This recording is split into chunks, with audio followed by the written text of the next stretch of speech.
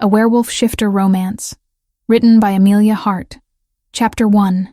The Curse Awakens. The great hall of Valdoria Castle blazed with torchlight and celebration. Tapestries depicting ancient wolf hunts hung from stone walls that had weathered 3 centuries of storms, while servants moved between long wooden tables carrying platters of roasted venison and honeyed bread. The air smelled of pine smoke and spiced wine, and laughter echoed off vaulted ceilings carved with symbols of the moon goddess. Isabel Silvercrest stood beside the throne, one hand resting on the slight swell of her belly that had only recently begun to show. 3 months. She was 3 months along with the heir to Valdoria, and the kingdom had celebrated for a week when the royal healer confirmed what she had already known in her heart. The mate bond between her and Varian had sung with the knowledge before any physical signs appeared. "My Luna looks troubled." Varian's deep voice rumbled beside her, and she felt the warmth of his hand covering hers. Even through layers of silk and wool, the touch sent sparks of awareness through her skin. The mate bond had not dulled in the 2 years since their joining ceremony, when he had marked her before the entire kingdom, and she had marked him in return. She turned to meet his gaze. Varian Stoneheart was a man who commanded attention simply by existing. At 32 years old, he carried the weight of leadership in the set of his broad shoulders and the assessing intelligence in his blue-gray eyes. Dark brown hair fell to his shoulders, and a well-trimmed beard framed a strong jaw, marked by a single scar from a battle fought before Isabel had known him. He was beautiful, in the way mountains were beautiful. All harsh lines and unyielding strength, yet his touch on her hand remained gentle. "Just tired," she said, forcing a smile. "Your son has decided to make his presence known at the most inconvenient times." "My daughter, you mean?" Varian's lips curved, and the severity of his features softened into something that made her chest ache. He only smiled like that for her, she knew. The courtiers and lords who filled the great hall would have been shocked to see their formidable Alpha King look so unguarded. "We shall see who is correct." She squeezed his hand, drawing strength from the steady presence of him. The mate bond thrummed between them, a living thing that connected their wolves on a level beyond words. She could feel his contentment, his pride, his fierce protectiveness. It made what she suspected even more terrifying, because something was wrong. She had felt it for days now, a creeping weakness in her wolf that had nothing to do with pregnancy. Female shifters carried and birthed children without difficulty. Their wolves protected the unborn, making pregnancy safer for their kind than for humans.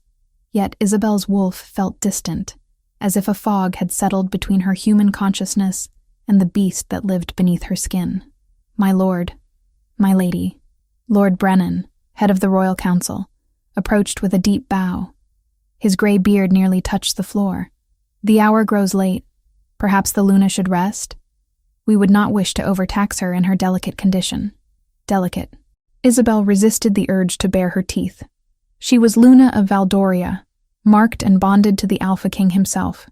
She could shift into a wolf the color of moonlight and run for leagues without tiring. Or at least, she had been able to do so 2 weeks ago. Now, the thought of calling her wolf forward filled her with inexplicable dread. "I am quite well, Lord Brennan." She kept her voice level.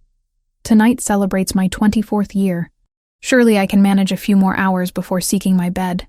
Before Brennan could respond, the room tilted.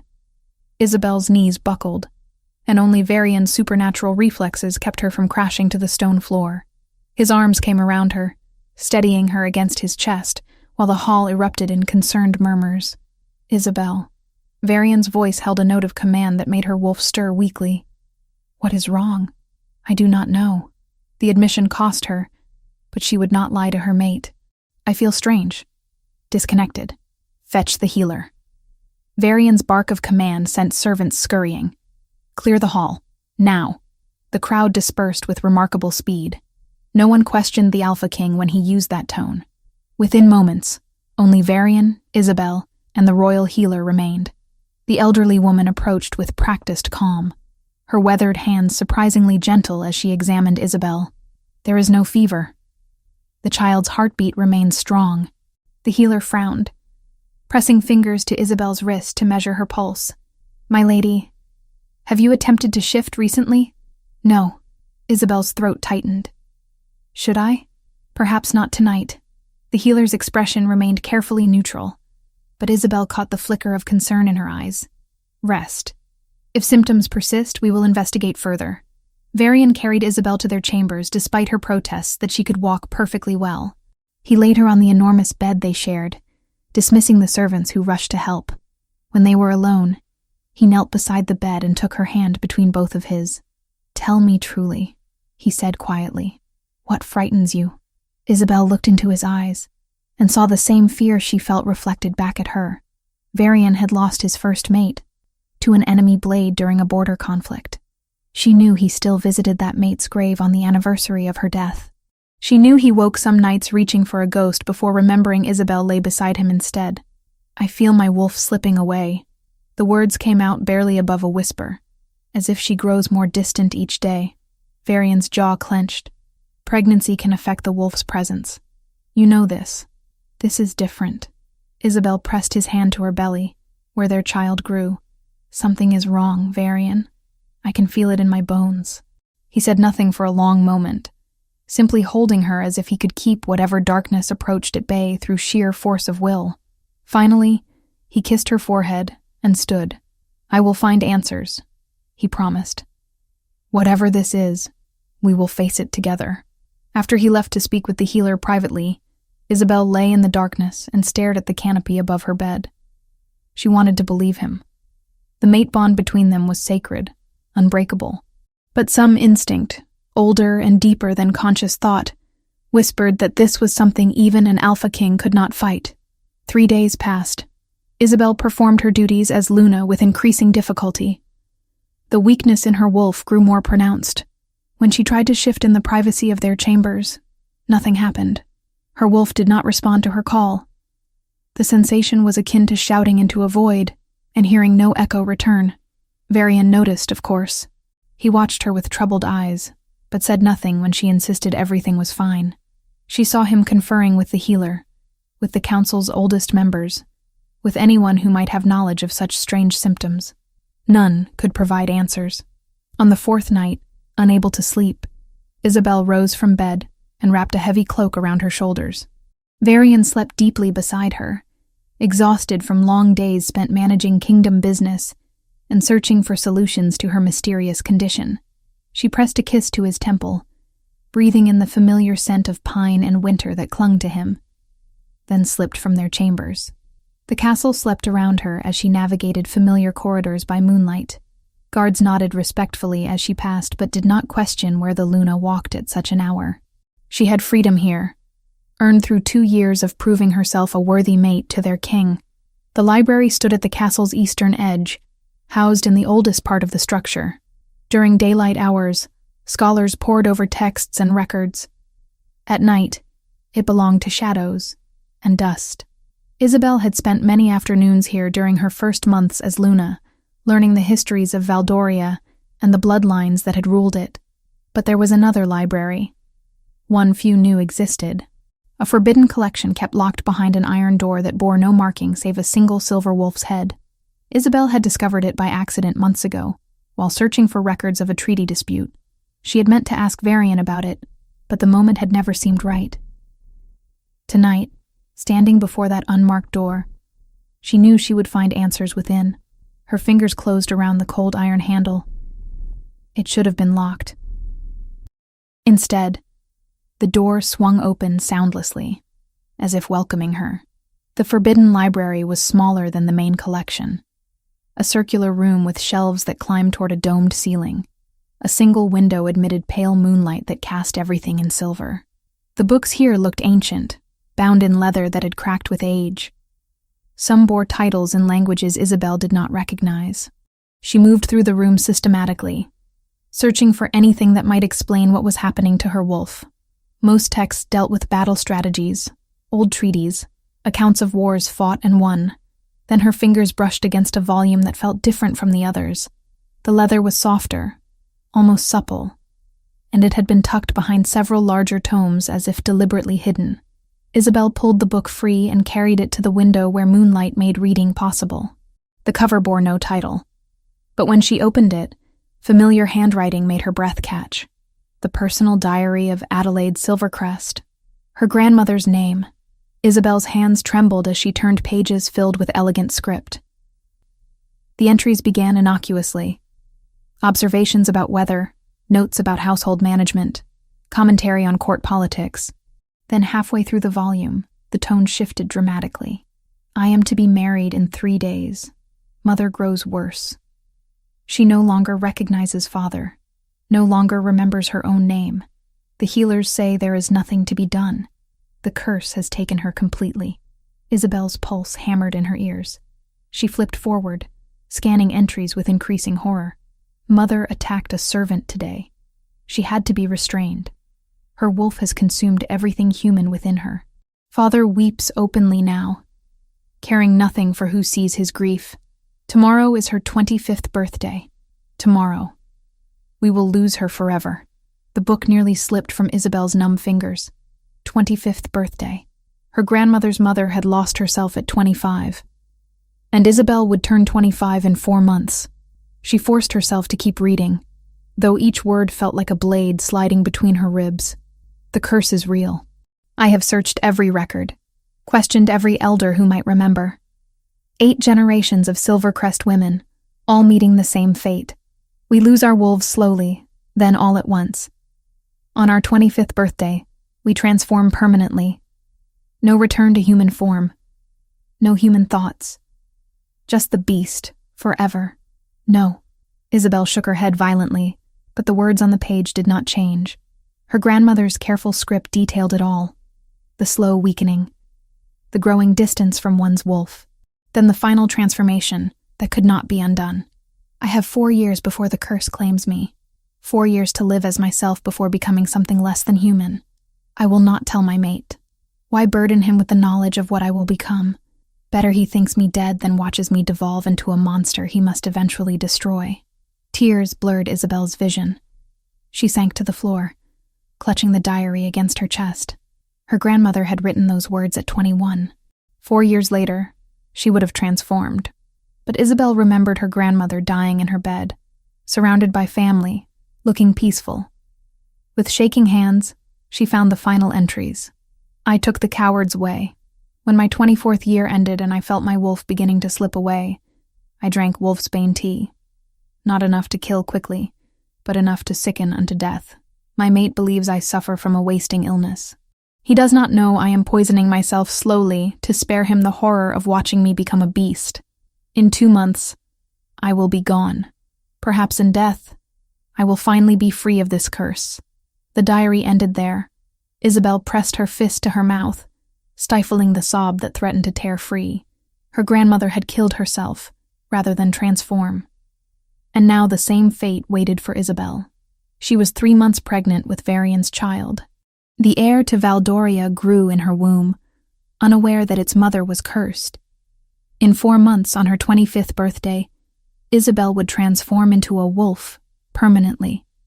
She would lose every human thought, every memory, every shred of the woman she had been. Varian would watch his mate become a beast. He would have to destroy her, or lock her away, or watch helplessly as she attacked innocents, and the child. What would happen to the child if its mother transformed? Isabel did not realize she was rocking back and forth until she felt the cold stone floor bruising her knees through the layers of her nightgown. 4 months. She had 4 months to find a solution, or 4 months to decide how to protect the people she loved from what she would become. The mate bond pulsed with sudden alarm. Varian had woken and found her gone. She felt his concern, his confusion, his rising worry. In moments, he would come searching. She could not let him find her like this. Shattered on the floor of the forbidden library with forbidden knowledge clutched in her hands, Isabel stood on trembling legs and returned the diary to its hiding place. She would not tell Varian. Not yet. Not until she had exhausted every possibility for breaking this curse. She would not burden him with the knowledge that in 4 months, he would lose another mate. As she slipped from the library and hurried back toward their chambers, one thought crystallized with terrible clarity. If she could not find a way to break the curse, she would do what her grandmother had done. She would die before transforming. She would protect Varian from that pain, even if it meant breaking both their hearts. The child.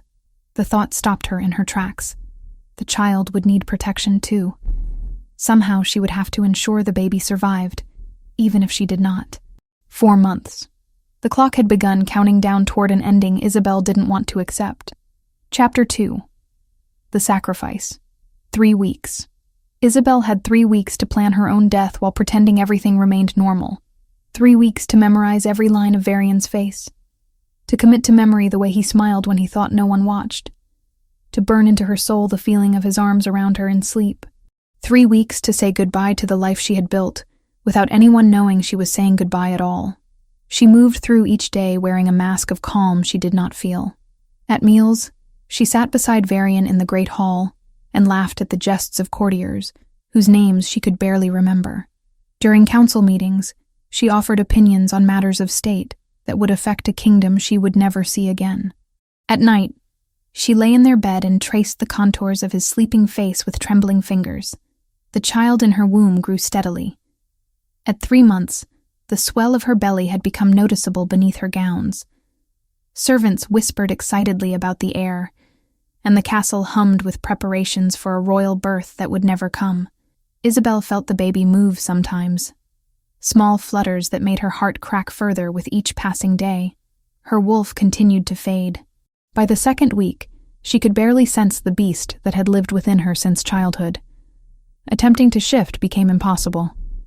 The transformation that should have been as natural as breathing simply would not come when she called. She was losing herself piece by piece, and there was nothing anyone could do to stop it. "The hunt takes place in 5 days," Varian said one evening as they prepared for bed. He sat on the edge of their mattress, removing his boots. "The northern forests have been scouted. The game is plentiful this season." Isabel's hands stilled on the laces of her gown. The royal hunt. It happened twice yearly, a tradition that allowed the Alpha King to demonstrate his prowess, while strengthening bonds with the nobles who joined him. She had ridden beside Varian during the last hunt, her wolf singing with joy at the chase. "I may not join you this time," she said carefully. The healer advised against strenuous activity. Varian turned to look at her, concern darkening his features. "Has something changed? Is the child well?" "The child is fine." That at least was not a lie. The baby remained healthy despite everything else falling apart. "I simply tire more easily now." "Perhaps I should rest while you hunt."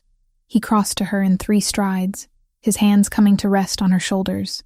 The mate bond thrummed between them, and Isabel had to fight not to lean into his touch and abandon this terrible plan entirely. "You have not been yourself," Varian said quietly. "Do not think I have failed to notice. Whatever troubles you, we can face it together. Together. If only that were true." But Isabel had read her grandmother's diary 3 times now, searching desperately for any hint of hope, any suggestion that the curse could be broken. She had found none. Every Silvercrest woman for 8 generations had transformed on her 25th birthday. Every single one had lost her humanity forever. "I am simply tired," she lied, reaching up to cup his bearded cheek. "The pregnancy affects me more than I expected. Nothing to concern yourself with." Varian did not look convinced, but he kissed her forehead and released her. They finished preparing for bed in silence heavy with words neither spoke. On the morning of the hunt, Isabel woke before dawn. She dressed in riding leathers, lacing them tight over her belly. The clothing would serve dual purposes, appropriate for the hunt and practical for survival in the wilderness that awaited her. She had spent the past weeks gathering supplies in secret. A small pack hidden in the stables contained dried meat, a fire-starting kit, a hunting knife, and a warm cloak. Nothing that would be missed, nothing that would raise questions. She had also stolen a vial of deer blood from the kitchen stores and a coil of thin rope from the armory. The hunting party assembled in the courtyard as the sun broke over the horizon. 24 nobles and their attendants prepared horses and checked weapons. Varian sat astride his massive gray stallion, looking every inch the warrior king he had been before taking the throne. His bow and quiver hung from the saddle, and a sword rested at his hip. He smiled when he saw her approaching. "You changed your mind. I could not let you have all the glory," Isabel said, accepting help mounting her own mare.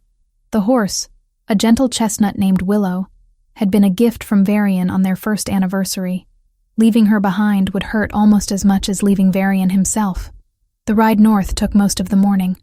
The hunting party moved through farmland and villages where people emerged from homes to watch their king pass. Children waved and called blessings. Isabel waved back, memorizing their faces, their joy, the simple beauty of a kingdom at peace. The northern forests began where cultivation ended. Ancient trees rose like pillars holding up the sky, their branches forming a canopy so dense that little sunlight reached the forest floor. The air smelled of moss and rotting leaves and the musk of wild animals.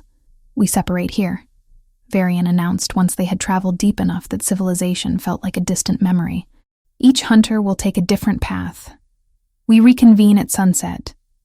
Whoever returns with the finest kill wins the day's honors." The nobles dispersed with competitive grins and good-natured boasts. Isabel waited until most had vanished into the trees before choosing her own direction. She guided Willow northeast, away from the main hunting routes, toward the area she had scouted 3 days prior. The region was known for bears. Large, aggressive, and territorial, they represented genuine danger, even to shifters. A bear attack would be believable. More importantly, a body mauled by a bear would be unrecognizable, which meant no one would question why a corpse could not be found. Isabel rode for an hour before finding what she sought. Fresh bear tracks marked the soft earth near a stream. The prints were enormous, belonging to a male bear in its prime. Perfect. She dismounted and tied Willow to a tree, then retrieved her hidden pack. Her hands shook as she opened the vial of deer blood. She had thought through this plan 100 times, but now that the moment had arrived, doubt crept through her resolve. This would destroy Varian. The mate bond between them would tear like a wound that never healed. He had already lost one mate. Losing another might break him completely. But what choice did she have? In 4 months, she would transform into a mindless beast. Better he grieve a dead mate than watch her devolve into something that wore her face, but held no recognition in its eyes. Better he remember her as she was now than see her reduced to an animal that had to be caged or killed. Isabel poured deer blood over her torn dress, her riding gloves, the ground around her. She used the knife to cut herself along her arms and hands, just deep enough to add her own scent to the scene. Pain flared bright and sharp, but she welcomed it. Pain meant she still felt something. Pain meant she was still human. She removed her wedding ring, the silver band Varian had placed on her finger while speaking vows before the entire kingdom. The ring was engraved with symbols of the moon goddess, and their pack emblems intertwined. She pressed it to her lips, then dropped it in the dirt near the largest bear print. The blood made it look like it had been torn from her hand. Willow whinnied nervously, smelling the blood and sensing danger. Isabel untied the mare and used the knife to score shallow wounds along the horse's flank. The animal reared and bolted, crashing through the underbrush in panicked flight. Her saddle remained strapped to her back, adding authenticity to the scene. Now came the hardest part. Isabel retrieved the rope and found 2 trees growing close together. She wrapped the rope around both trunks at chest height, pulling it taut. Then she mounted her pack, took one last look at the carnage she had created, and ran. She sprinted directly at the rope, timing it perfectly. The cord caught her across the chest and stomach, knocking the breath from her lungs and sending her tumbling backward. She hit the ground hard, tasting blood where she had bitten her tongue. More blood for the scene, more evidence of violence. Isabel lay gasping for several minutes, waiting for the pain to subside. When she finally stood, she untied the rope and gathered it into her pack, erasing that particular piece of evidence. Let them think the bear had knocked her from her horse. Let them think she had fought desperately before being dragged away to be devoured. The sound of hoofbeats in the distance sent Isabel diving behind a fallen log. She pressed herself flat against the moss-covered bark, hardly daring to breathe. A rider passed within 20 yards, one of the noble hunters following a deer trail. He did not glance in her direction. When silence returned, Isabel rose and melted into the forest like a ghost. She moved north, away from the hunting grounds, away from the kingdom, away from everything she had ever known. Each step felt like tearing away a piece of her soul, but she forced herself onward. By the time sunset painted the sky crimson, she had traveled leagues, Behind her, she knew the hunting party would be gathering. They would notice she was missing. They would search, and they would find the blood, the signs of struggle, the wedding ring lying in the dirt beside bear tracks. Varian would come. He would follow those tracks, rage incarnate, and he would kill the bear responsible. He would search desperately for her body, refusing to believe she was truly gone. And when no trace could be found, he would have to accept that his mate had been torn apart and consumed, her bones scattered through the wilderness. The thought of his grief nearly drove Isabel to her knees. The mate bond twisted in her chest, a physical pain that stole her breath. Part of her screamed to turn back, to run to him, to confess everything. But she knew what waited in 4 months. She knew what the curse would make her become. This was mercy. This was love. This was the only way to protect him from worse pain ahead. Isabel walked until her legs threatened to give out, until darkness made travel impossible. She found a small cave formed by fallen boulders and crawled inside, pulling moss and branches across the entrance. Then, alone in the cold and dark, she finally allowed herself to weep. She wept for the child she carried, who would never know its father. She wept for Varian, who would blame himself for failing to protect her. She wept for the life she was abandoning, the future they had planned together, the simple joy of waking beside someone who loved her. Most of all, she wept for what she would become. 4 months. 4 months until her 25th birthday, when the curse would activate, and she would transform permanently. 4 months to survive alone in the wilderness, hunting like an animal, until the day came when she became one. Days blurred together. Isabel moved steadily northward, toward the forbidden mountains where few dared venture. She trapped rabbits and caught fish with her bare hands, her shifter strength and senses still functional, even if her wolf refused to emerge. She slept in caves and hollow trees, always moving, never staying long in one place. The baby did not grow as it should. At night, Isabel rested her hands on her belly and searched for movements that rarely came. She still spoke to the child in whispers, telling stories of its father, describing a kingdom it might never see. By every human and shifter reckoning, the baby should have been much further along. Yet her body remained at the same early swell, as if time itself had snagged on some invisible thread, right around the day she transformed. Isabel tried not to think about what would happen then. Would the transformation kill the child? Would she somehow give birth as a mindless beast, unable to care for the infant?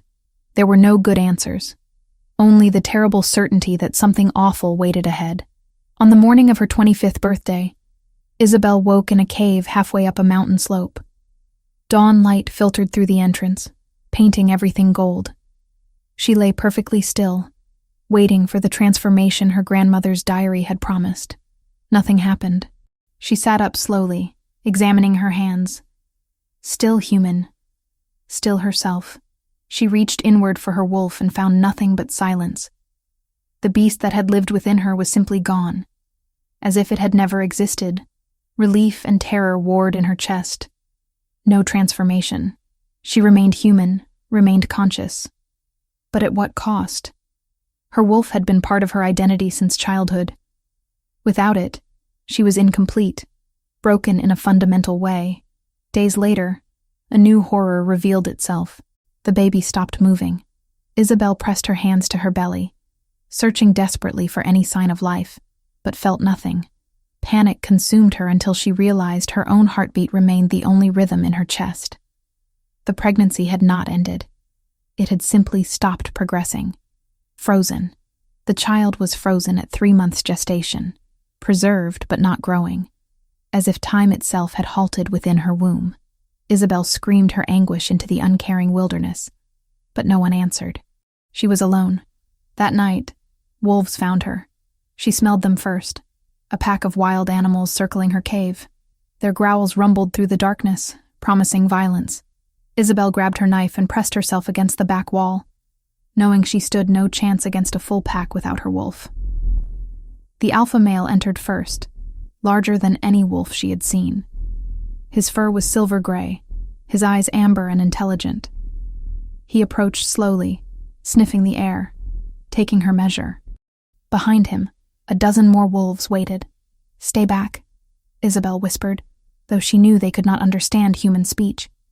The alpha paused, his massive head tilted as if listening. Then, impossibly, she heard his response. Not in words, but in impressions. Curiosity, recognition, acceptance. Isabel's breath caught. This was not the telepathic bond shifters shared with their pack.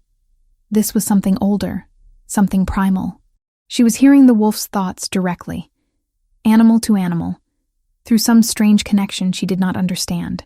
The alpha approached until his muzzle nearly touched her face. He sniffed her thoroughly, then made a soft chuffing sound. The pack relaxed. One by one, they entered the cave and settled around her as if she belonged to them. Isabel lowered her knife with shaking hands. The wolves pressed close, their warmth driving away the chill. The alpha rested his head on her lap, a gesture of trust and protection. She was not alone after all. As exhaustion finally claimed her, Isabel Silvercrest, former Luna of Valdoria, slept surrounded by wolves. 3 years would pass before she saw another human face. 3 years of survival, of becoming something neither fully human nor truly beast.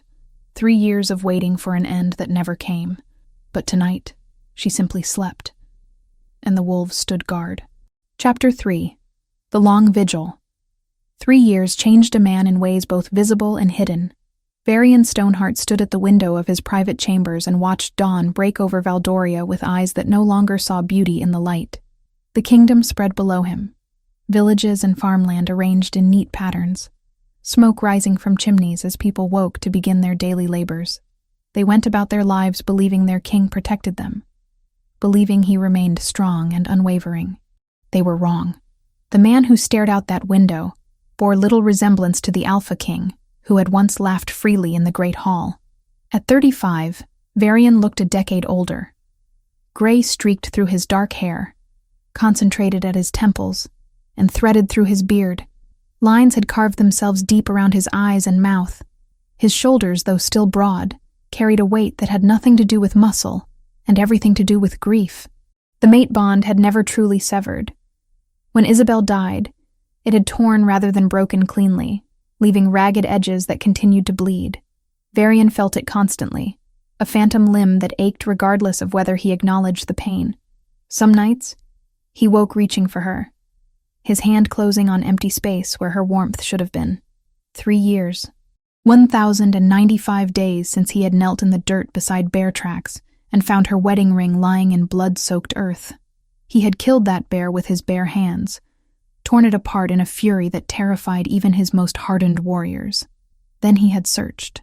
For weeks he had combed those forests, refusing to believe she was truly gone, refusing to accept that nothing remained to bury. Eventually, duty had dragged him back to the castle. A kingdom could not function without its king, no matter how that king wished to disappear into the wilderness and never return. "My lord," Lucian's voice came from the doorway. "The council awaits." Varian did not turn from the window. His younger brother had become a frequent presence over the past 3 years, always hovering, always offering advice Varian had not requested. Lucian was 29 now, ambitious in ways that grew more obvious each month. "Let them wait," Varian said flatly. "They grow restless. The matter of succession cannot be ignored indefinitely." Lucian stepped into the room uninvited, his boots clicking against stone. "You are still young. Strong.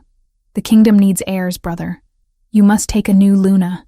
The words slammed into Varian like a physical blow. He turned slowly, pinning Lucien with a stare that had made grown warriors step back. "I have a Luna." Had. Lucien had the decency to look uncomfortable, but he pressed forward anyway. "Isabel is dead, Varian. 3 years dead. The kingdom mourned with you, but life continues. You cannot cling to a ghost." Varian's hands clenched into fists.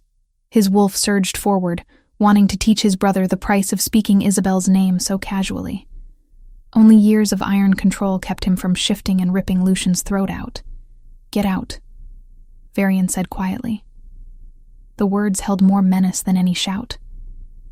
Lucian raised his hands in a placating gesture and retreated. "Think on it, brother. The council will not remain patient forever. When the door closed, Varian released the breath he had been holding. His wolf settled reluctantly, still growling at the perceived insult to their mate. Their dead mate, as Lucian so helpfully reminded them. Varian returned to the window. Far beyond the castle walls, beyond the farmland and villages, the northern mountains rose against the horizon. The Forbidden Mountains, where few dared venture. Where Isabel had been killed and consumed, her bones scattered by scavengers until nothing identifiable remained. He should stop visiting her cenotaph. He knew this. The empty tomb in the royal cemetery served no purpose except to reopen wounds that refused to heal. Yet every night, after the castle slept, he found himself standing before that monument. Sometimes he spoke to her. Sometimes he simply stood in silence, trying to feel some echo of the bond they had shared. Tonight would be no different. The council meeting dragged on for hours. Lord Brennan, older and grayer than he had been 3 years ago, droned about harvest yields and trade negotiations. Other lords offered opinions on border disputes and tax levies. Varian listened with half his attention, responding when necessary, but his mind remained elsewhere. And finally, my lord, the matter of royal succession. Brennan cleared his throat nervously. The council believes it is time to consider potential candidates for a new Luna. Several suitable matches could be arranged. No. Varian's voice cut through the hall like a blade. My lord, please be reasonable. You are still in your prime. The kingdom needs... I said no. Varian stood, towering over the assembled lords. This council is dismissed. He strode from the hall before anyone could protest further. Behind him, he heard the murmur of concerned voices, Lucien's among them. Let them talk. He had given them 3 years of efficient governance despite his grief. They would not have his heart as well. The sun had set by the time Varian emerged from the castle. Guards snapped to attention as he passed, but he waved them away when they moved to follow. This was a journey he made alone. The royal cemetery occupied a hill overlooking the castle. Ancient trees surrounded it, their branches forming a canopy that blocked out the stars. Isabel's cenotaph stood near the center, a simple monument of white stone carved with symbols of the moon goddess. Fresh flowers lay at its base, replaced daily by servants who understood their king's grief. Varian knelt in the grass, his fingers tracing the letters of her name. 3 years, he said quietly. Everyone tells me to move forward, to take a new mate, produce heirs, forget you ever existed. He laughed bitterly, as if the mate bond could simply be replaced, as if you were no more significant than a piece of furniture that wore out and needed replacing. The wind rustled through leaves overhead, but no answer came. The dead did not speak, no matter how desperately the living wished otherwise. I dream of you, Varian continued. Every night I see you. Sometimes you are laughing, the way you used to laugh when you thought no one watched. Sometimes you are calling for help, and I cannot reach you. I wake up, and the bed is cold, and I remember all over again that you are gone. His voice broke on the final word. Varian pressed his forehead against cold stone and allowed himself this moment of weakness. Here, alone with only the dead for company, he could be something other than the Iron King his people needed. My lord? The voice was female, elderly, and unfamiliar. Varian surged to his feet, hand going to the sword at his hip. An old woman stood at the cemetery entrance, her form barely visible in the darkness. She wore simple traveling clothes and leaned heavily on a walking stick. Her hair fell white and loose around her shoulders, and her eyes caught moonlight in a way that made Varian's instincts scream danger. Who are you? He demanded. How did you get past the guards? I am Alara, the woman said, moving closer with surprising speed, for one who appeared so frail. I am a seer, my lord, and I have come because the dead sent me dreams. Leave. Varian's tone held no room for argument.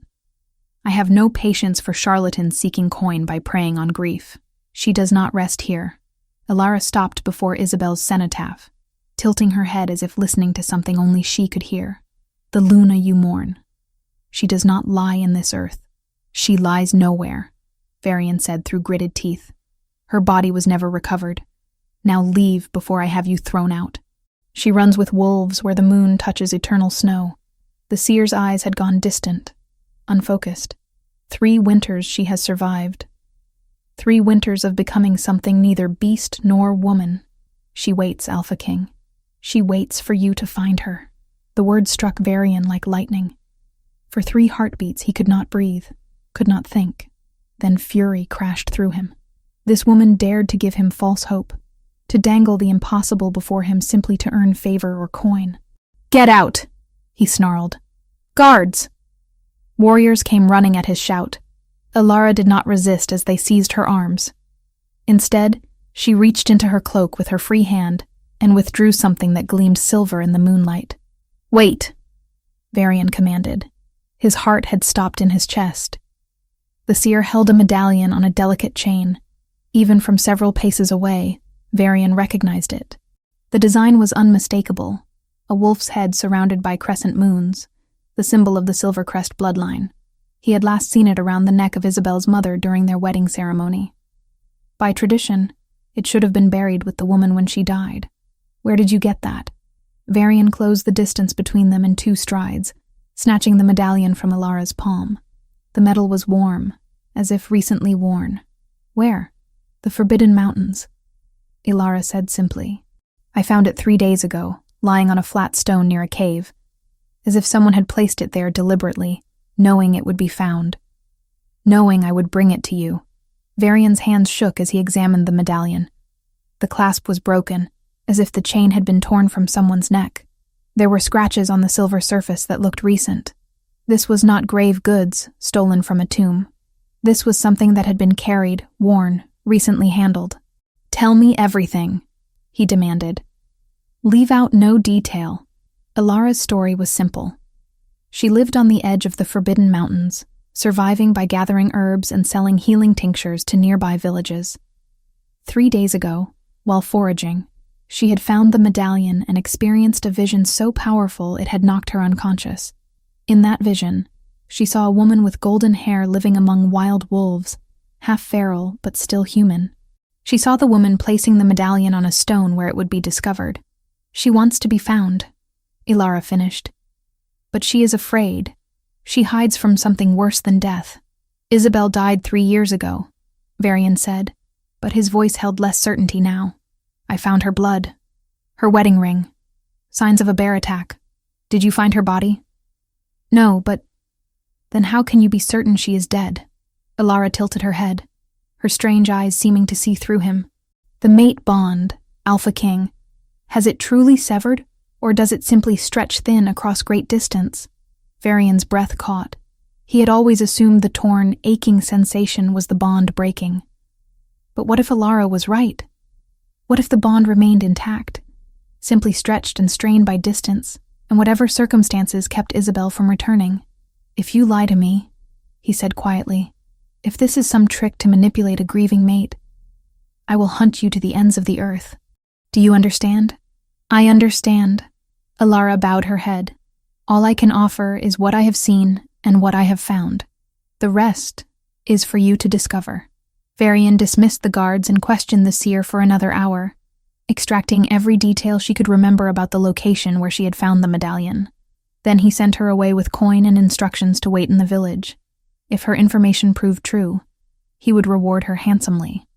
If false, well, she would have the coin as payment for giving him a few hours of desperate hope. He spent the night pacing his chambers, the medallion clutched in his fist.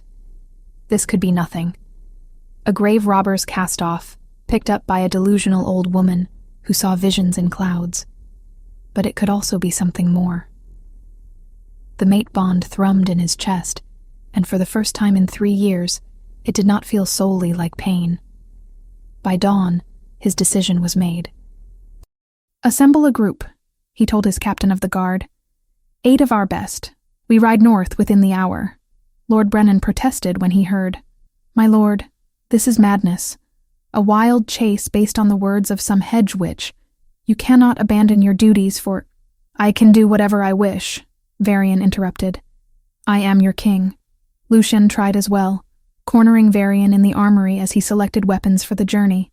Brother, please reconsider. The Forbidden Mountains are treacherous. If something happens to you, the kingdom will survive a few weeks without me, Varian said. His tone clipped. Lord Brennan and the council will govern in my absence. Under the Regency Charter I signed at dawn. He strapped a sword to his hip and slung a bow across his back. You have been training for this your whole life, have you not? Consider it practice for the responsibility you so clearly desire. Something flickered across Lucien's face, too quick to identify. I want only what is best for Valdoria. Then support your king, Varian said coldly, or step aside. The ride north took 5 days. Varian led a group of 8 warriors, all veterans who had served him for years. They traveled quickly, changing horses at villages along the way, pushing hard toward the mountains that loomed larger with each passing day. On the second day, they passed through a farming village, where an old man working his field stopped to watch them pass. Something in his expression made Varian rein in his horse. Have you seen anything strange in these parts? Varian asked. Signs of wolves, perhaps, or unusual tracks? The farmer's weathered face creased with concern. Wolves, aye. Larger pack than usual this winter. But there is something else, my lord. He glanced toward the mountains nervously. My grandson swears he saw a woman running with them. Wild-looking thing with tangled hair and clothes made of pelts. He thinks she was a spirit, maybe, or something cursed. Varian's pulse quickened. When did he see this? 2 weeks past, my lord. Near the old hunting trails that lead into the high country. At each village, Varian asked similar questions. The answers varied, but a pattern emerged. Multiple sightings over the past 3 years of a strange woman living in the mountains. Some called her a ghost. Others believed her to be a witch. All agreed she moved with wolves as if they were her pack. On the 5th day, they entered the true wilderness. Trees grew thick and old, their trunks wider than 3 men standing side by side. The ground rose steadily, and snow appeared in patches despite the relatively mild season. This was territory that belonged to nature, not mankind.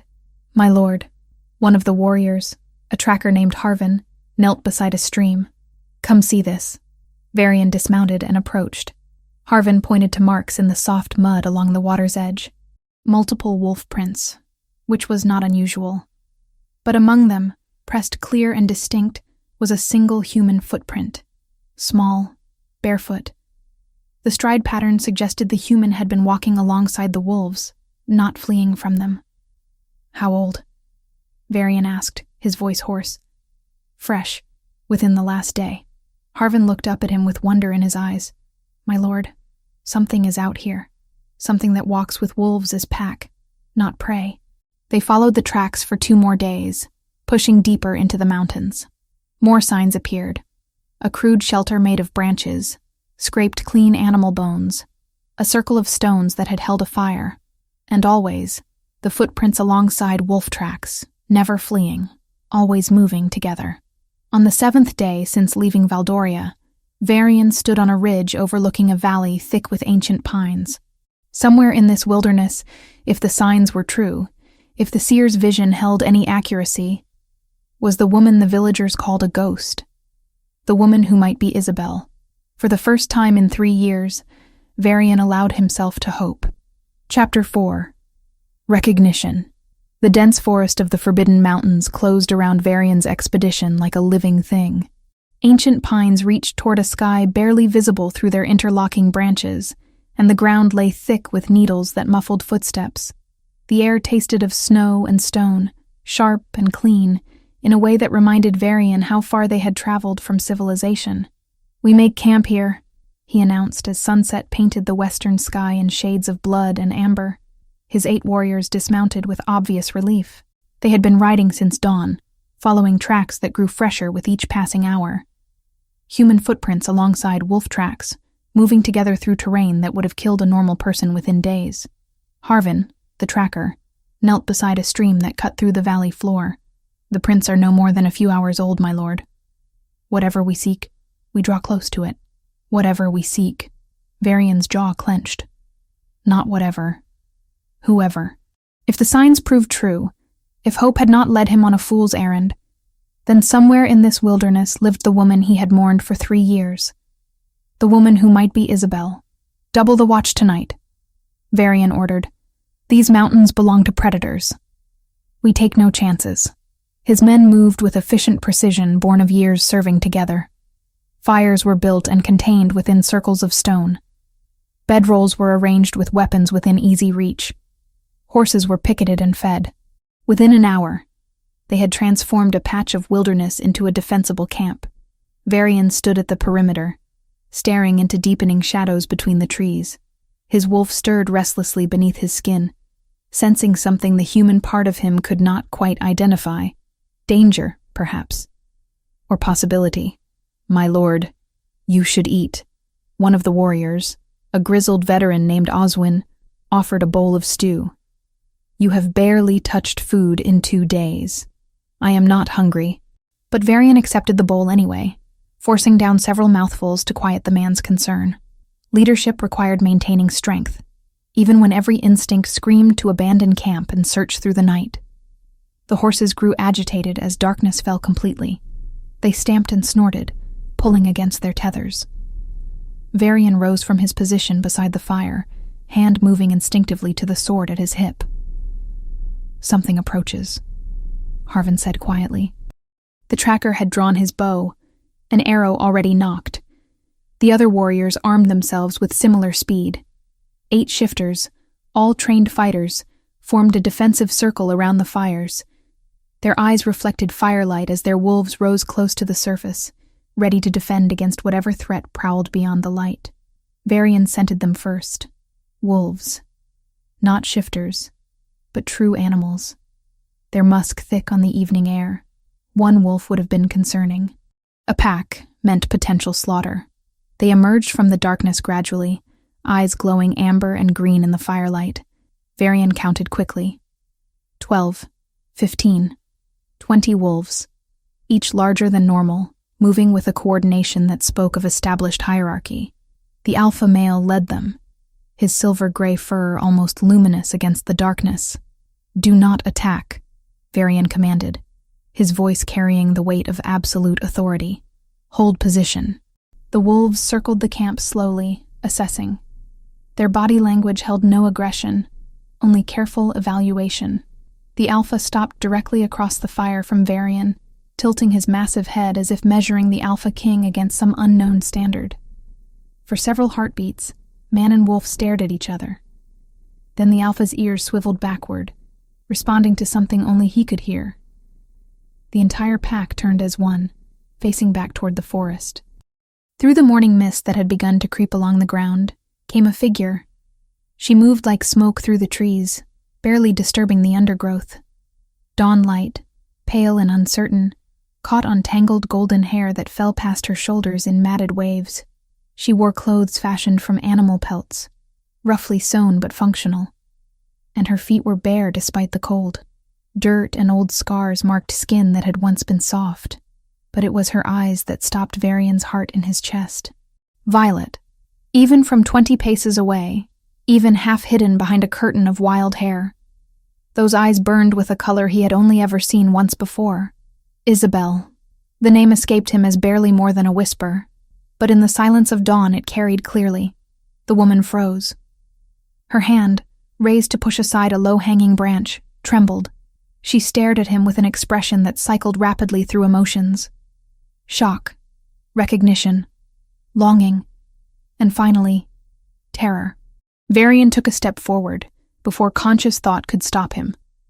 The wolves responded instantly, their bodies tensing, growls rumbling low in their throats. The woman shook her head sharply, a gesture of warning that needed no words. "It is you," Varian said, his voice rough with 3 years of grief suddenly demanding acknowledgement. "I buried an empty coffin. I mourned a ghost. But you are here. You are alive." Isabel opened her mouth. No sound emerged. She tried again. And this time a broken noise escaped, neither word nor cry but something desperate and anguished. Tears tracked clean lines through the dirt on her cheeks. Behind Varian, his warriors stood frozen in shock. They knew their king's history. They knew he had lost his Luna to a bear attack 3 years past. Yet here stood a woman who bore an impossible resemblance to the painting that hung in Valdoria's great hall. "My lady," Oswin breathed. "It cannot be." But it was. Varian knew it in his bones. Knew it in the way his wolf surged forward, howling recognition. Knew it in the sudden explosive reawakening of a bond he had thought torn beyond repair. The mate bond slammed into him with the force of a physical blow. 3 years of dormancy shattered in an instant, and suddenly he could feel her again. Her fear crashed over him in waves. Her confusion and desperation battered against his consciousness. Her love, buried deep but still burning, flickered like a candle flame that had somehow survived a hurricane. Varian staggered, dropping to one knee as the intensity threatened to overwhelm him. His chest felt like it was being torn open and stitched back together simultaneously. The bond was not gentle in its reawakening.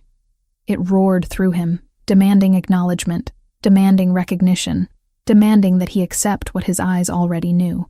Across the space that separated them, Isabel had fallen to her knees as well. Her hands pressed against her chest, her mouth open in a silent scream. The wolves surrounded her protectively, but they did not attack. They watched their human packmate suffer through something they could not understand. "Isabel!" Varian forced himself to his feet, though his legs shook with the effort. "Please, let me approach. I will not hurt you. I swear it." She shook her head violently. When he took another step forward, the alpha wolf placed himself directly between them, bearing fangs that could tear out a man's throat in a single bite. "I have searched for you," Varian continued, keeping his voice low and steady, despite the chaos raging through the bond. 3 years. Every day I have mourned you. Every night I have dreamed of you. Tell me what happened. Tell me why you left. Just please, please, do not run from me again." Isabel's violet eyes met his, and in their depths, he saw devastation.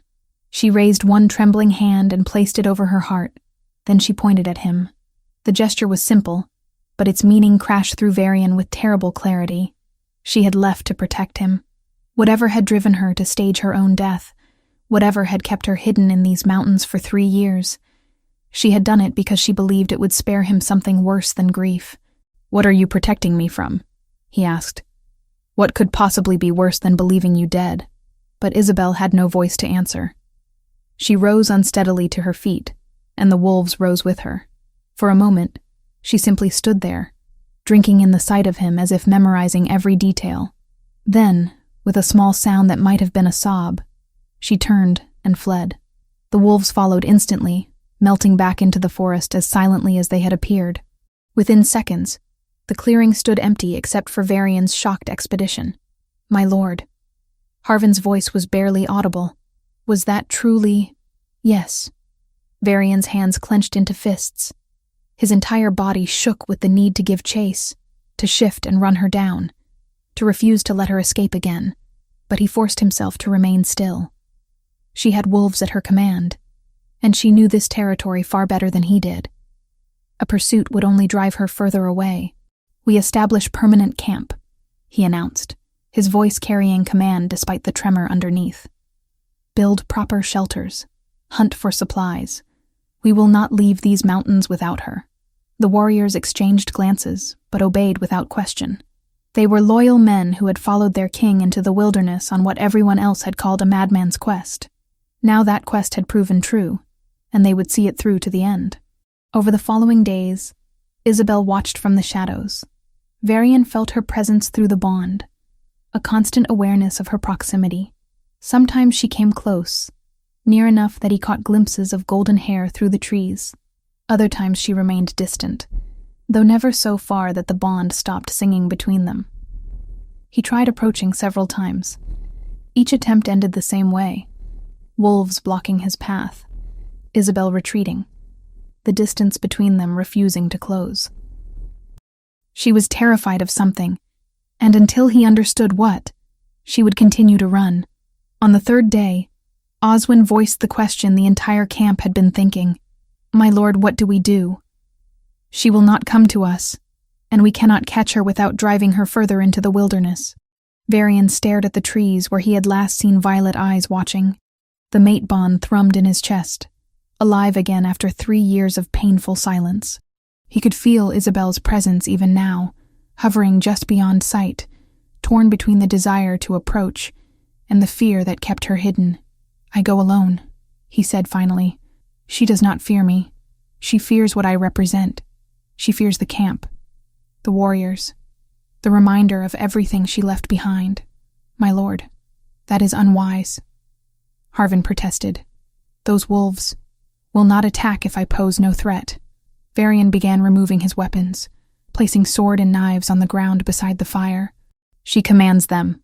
They protect her. If I approach unarmed and alone, perhaps she will finally let me close." His men looked doubtful, but they did not argue further. They had followed him this far. They would trust his judgment now. Varian walked away from camp as the sun reached its zenith. He moved slowly, deliberately, making no effort to conceal his presence. His weapons lay behind him. His hands remained open and visible. Every step announced his intention. "I am no danger. I will not force you. Please, just let me see you again." The bond guided him. It pulled like a compass needle pointing toward true north, leading him through dense undergrowth and over rocky slopes. He climbed steadily higher, leaving the valley floor behind, entering territory where the trees grew sparser and stone dominated the landscape. He found her in a clearing where winter sunlight pooled like liquid gold. She sat on a fallen log, surrounded by her pack of wolves. They sprawled around her in relaxed poses, clearly comfortable in her presence. The alpha male rested with his head in her lap, and her scarred hands moved gently through his fur. Varian stopped at the clearing's edge. "May I approach?" Isabel's head jerked up. She stared at him for a long moment, her expression cycling through fear and longing. Finally, slowly, she nodded. He crossed the space between them with careful, measured steps. The wolves tracked his movement but did not rise. When he reached her, close enough to touch, close enough to see the tears gathering in her eyes, he sank to his knees in the grass. "I do not understand," he said quietly, "but I do not need to. Not yet. Just let me stay. Let me sit beside you. We do not have to speak. We do not have to explain anything. Just please, do not send me away." Isabel's hand reached out, trembling, and touched his face. Her fingers traced the new lines grief had carved around his eyes, the gray that had appeared in his hair. She made a sound that might have been his name, though it emerged broken and barely recognizable. "I know," he whispered, covering her hand with his own. The mate bond sang at the contact. Finally complete again after 3 years of agonizing incompleteness. "I know. Whatever it is, we will face it together. I promise you. Together." For the first time since she had fled 3 years ago, Isabel leaned forward and rested her forehead against his. And in that moment, kneeling in a mountain clearing surrounded by wolves, Varian allowed himself to believe that perhaps, somehow, they might find their way back to each other after all. Chapter 5. The Truth Revealed. 10 days had passed since Varian first knelt in that mountain clearing and touched Isabel's face. 10 days of careful, patient visits, where he sat beside her in silence while wolves watched with amber eyes. 10 days of slowly rebuilding trust that had shattered 3 years ago. She had not spoken once. At first, Varian assumed trauma or choice kept her silent. But as the days accumulated, as he watched her struggle to form even the simplest sounds, a more terrible truth began to emerge. Isabel had not chosen silence. She had lost the ability to break it. The realization struck him on the morning of the 11th day. He found her in the same clearing as always, surrounded by her pack. When he approached, she gestured frantically at a rabbit one of the wolves had brought her, then at him, her face desperate with the need to communicate. But when she opened her mouth, only broken sounds emerged, syllables that held no meaning, fragments of language that refused to coalesce into words. "You cannot speak," Varian said quietly, settling onto the fallen log beside her. "Can you?" Isabel's expression crumbled. She shook her head, tears spilling down cheeks weathered by 3 years of mountain living. Her hands moved to her throat, pressing as if she could somehow force words through sheer will. Nothing came. Varian's chest tightened. He had imagined their reunion 1,000 different ways during those 3 years of mourning. In every version, she explained. She told him why she left, what drove her to stage her own death, what kept her hidden in these mountains. He would understand, forgive, and bring her home where she belonged. He had never imagined she might lack the voice to explain it all. "Then show me," he said, taking her scarred hands in his. "However you can. Draw it, gesture it, make me understand. Please, Isabel. I need to know why." She stared at him for a long moment, those violet eyes searching his face as if memorizing features she had not seen in years. Finally, she pulled her hands free and knelt on the ground. Her fingers began moving through the dirt, drawing with the practiced ease of someone who had learned to communicate this way, out of desperate necessity. The first image she created was simple. A wolf in mid-transformation, caught between beast and human. Varian recognized the symbol immediately.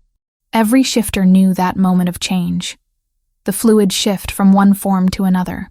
But Isabel's second drawing showed something different. A human figure that remained human, no transformation occurring. She drew the figure again and again, each iteration showing increasing distress. Then she drew a skull. "Death?" Varian asked, confused. "You were dying?" Isabel shook her head violently. She added details to the human figure, giving it long hair, a swollen belly indicating pregnancy. Then she drew the transformation symbol again, but this time the wolf remained a wolf. No return to human form. Permanent. Understanding crashed through Varian like ice water. You were going to transform. Permanently. And you could not stop it. Isabel nodded, relief flooding her features at finally being understood. She drew more symbols, working quickly now. A calendar showing months passing. The human figure's belly growing larger. Then the transformation happening. The permanent shift to wolf form, while the belly remained. "You were pregnant," Varian breathed. His hands shook as he processed what she was showing him. "You were carrying our child, and you knew you were going to transform into a beast that could never return. So you left. You staged your death to spare me from watching it happen." More tears tracked down Isabel's face. She reached for him, cupping his bearded cheek with one hand. The gesture held apology, explanation, and a desperate plea for understanding all at once. Varian pulled her against his chest, his own eyes burning. "You foolish, selfless woman. Did you truly believe I would rather think you dead than stand beside you through whatever darkness approached? Did you not trust me to find a solution? To fight for you? To move heaven and earth if necessary?" Isabel's body shook with silent sobs. Her fingers clutched his shirt as if he might disappear if she released her grip. The mate bond sang between them. No longer just recognition, but communication. Through it, he felt her grief, her shame, her overwhelming relief at finally sharing this burden she had carried alone for so long. They remained like that until the sun climbed higher, warming the clearing. When Isabel finally pulled back, her eyes were red, but clearer. She gestured again, this time pointing to herself, then making a walking motion with her fingers. "You want me to walk with you?" Varian guessed. She nodded, standing and offering her hand. The wolves rose as well, forming their protective circle. But this time, when Varian took her hand and let her lead him deeper into the mountains, they did not growl or bare teeth. They simply followed, accepting his presence as their alpha female had accepted it. Isabel led him for over an hour, climbing steadily higher. They passed her various shelters, crude structures made of branches and pelts that spoke of harsh winters, survived through determination alone. She showed him where she fished, where she gathered edible plants, where she had learned to trap and hunt without the aid of her wolf. Then she brought him to a cave halfway up a rocky slope. Inside, protected from weather and animals, lay carefully preserved belongings. Her wedding ring, placed on a flat stone as if on an altar, a piece of fabric torn from the dress she had worn the day she fled, and a small bundle wrapped in leather. Isabel retrieved the bundle with shaking hands and offered it to Varian. He unwrapped it carefully, breath-catching when he saw what lay within. A book, old, leather-bound, filled with handwriting he did not recognize. "What is this?" he asked, Isabel pointed to the name on the first page, then to herself. She made a gesture indicating generations, family, bloodline. Your grandmother's diary, Varian realized. This explains the curse. She nodded urgently. Over the next hour, through gestures and drawings, Isabel conveyed what the diary had revealed.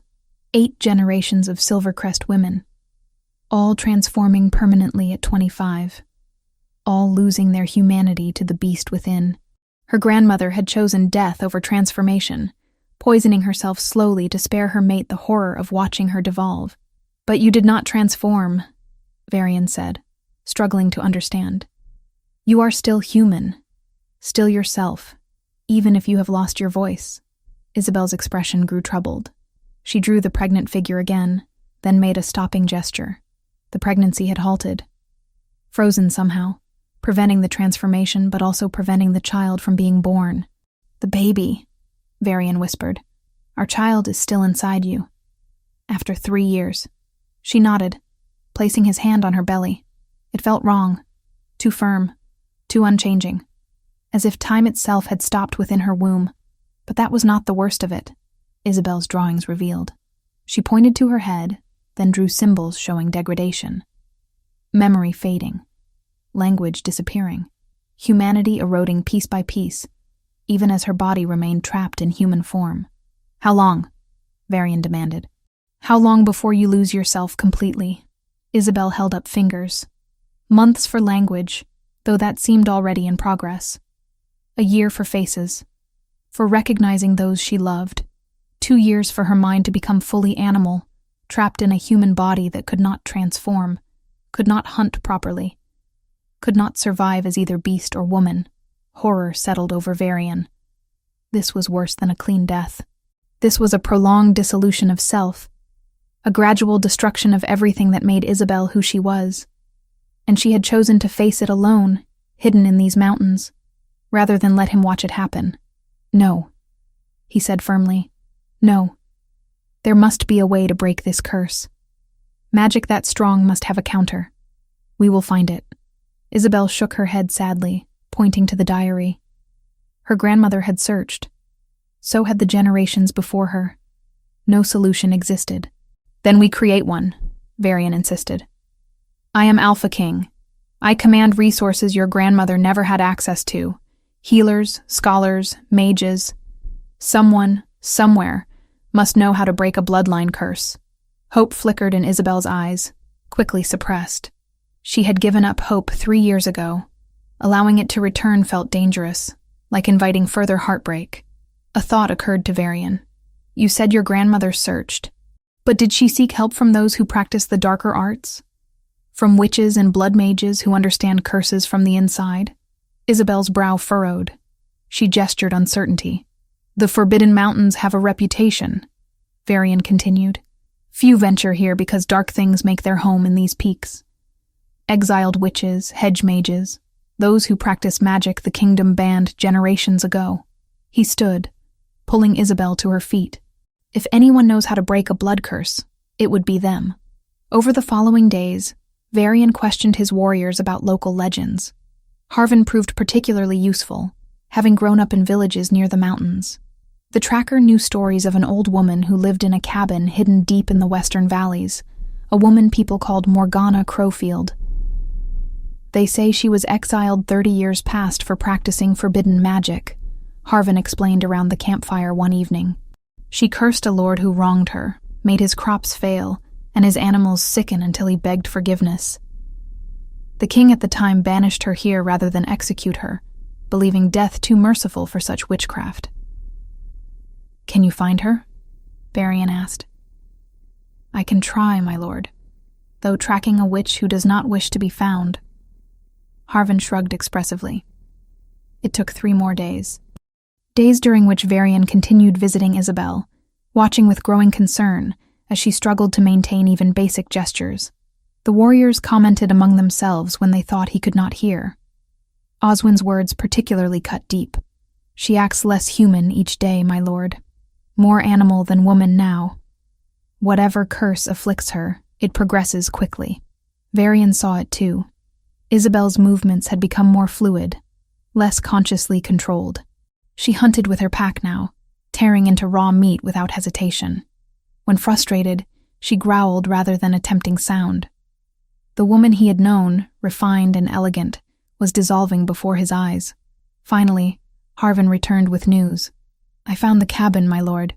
Followed smoke from a chimney to a valley 2 hours northwest. The witch was expecting us." Varian rode out immediately, bringing only Harvin as guide. They found the cabin exactly as described. A small structure built against a cliff face, smoke rising from a stone chimney, herbs hanging from the eaves to dry. It looked innocent, almost welcoming. Yet Varian's wolf stirred uneasily, sensing power that had nothing to do with shifter magic.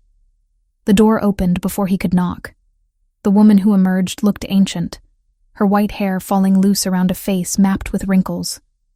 But her eyes were sharp, green and assessing, missing nothing. "Alpha King," she said, her voice surprisingly strong. "You come seeking answers about curses, specifically a bloodline curse that transforms women at 25. Varian's hand went to his sword. "How do you know that?" "I am a seer, among other things." Morgana smiled, revealing surprisingly good teeth for one so old. "I dreamed of a golden-haired wolf who runs on 2 legs. I knew you would come eventually." She stepped aside. "Enter. We have much to discuss, and your mate has little time remaining." Inside, the cabin was cluttered with magical implements. Dried herbs, crystals, bones arranged in patterns that made Varian's eyes ache to examine too closely. Morgana gestured for him to sit at a rough wooden table while she prepared tea. "The Silvercrest curse," she said without preamble. "A nasty piece of work, that one. Blood magic combined with a generational binding. The original witch who cast it knew her craft well. Can it be broken?" Varian demanded. "Everything can be broken, Alpha King. The question is whether you are willing to pay the price." Morgana set a cup before him. "Drink. It will help you understand what I am about to tell you." Varian hesitated, but the mate bond pushed him forward. Isabel was dying by inches. He would risk anything to save her. He drank. The tea tasted bitter, earthy. Almost immediately, his vision sharpened. The patterns on the walls began to make sense. Arcane symbols that spoke of power and sacrifice and transformation. "The curse activates at 25, Morgana explained. "It targets the wolf within, forcing a permanent shift. But your mate did not shift. Do you know why?" "The pregnancy," Varian said. "She was 3 months along when she turned 25. Precisely. The child divided the curse's weight, creating a stalemate. Isabel's wolf died, but her human form remained. The pregnancy froze, preserving the life within, while preventing further development. The fetus remained exactly as it had been at 3 months gestation. The 3 months she had already carried would always count. But no further time could pass for the child until the curse was broken." Morgana's expression grew grave, but the curse did not stop. It simply changed tactics. Now it consumes her humanity directly. Within months, she will forget all language. Within a year, she will not recognize faces. Within 2 years, her mind will be fully animal, trapped in a body that can neither hunt as a beast nor function as a woman. "Then break it," Varian growled. "I will pay whatever price you name." "The price is not mine to set." Morgana leaned forward. "To break a blood curse, you need 3 things. The willing blood of the bonded mate, a sacrifice of equal value to what the curse has taken, and the destruction of the original curse object. In this case, the Grimoire Silvercrest, the book where the curse was first recorded. Fine. Take my blood.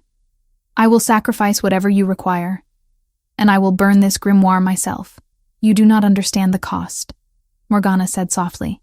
"The curse has taken Isabel's wolf, her voice, and 3 years of her life. The sacrifice must match. You must give half your remaining lifespan. At 35, you might live another 40 years. You must surrender 20 of them. You will age rapidly, grow old before your time, and die young." Varian did not hesitate. "Done. And the grimoire contains protections placed by the Silvercrest bloodline centuries ago. Destroying it will leave future generations vulnerable to the original threat that necessitated such powerful magic in the first place. I do not care about future generations, Varian said harshly. I care about saving my mate. Tell me how to break this curse. Morgana studied him for a long moment. There is one more thing you should know. When the curse breaks, the pregnancy will resume from where it halted. 3 months. Your mate will give birth in approximately 6 months. But the child will carry an amplified version of the curse. It will transform at 13, rather than 25. The words hit Varian like a physical blow. Save Isabel, but condemn their child to an even shorter time before the curse claimed it. An impossible choice. A cruel bargain.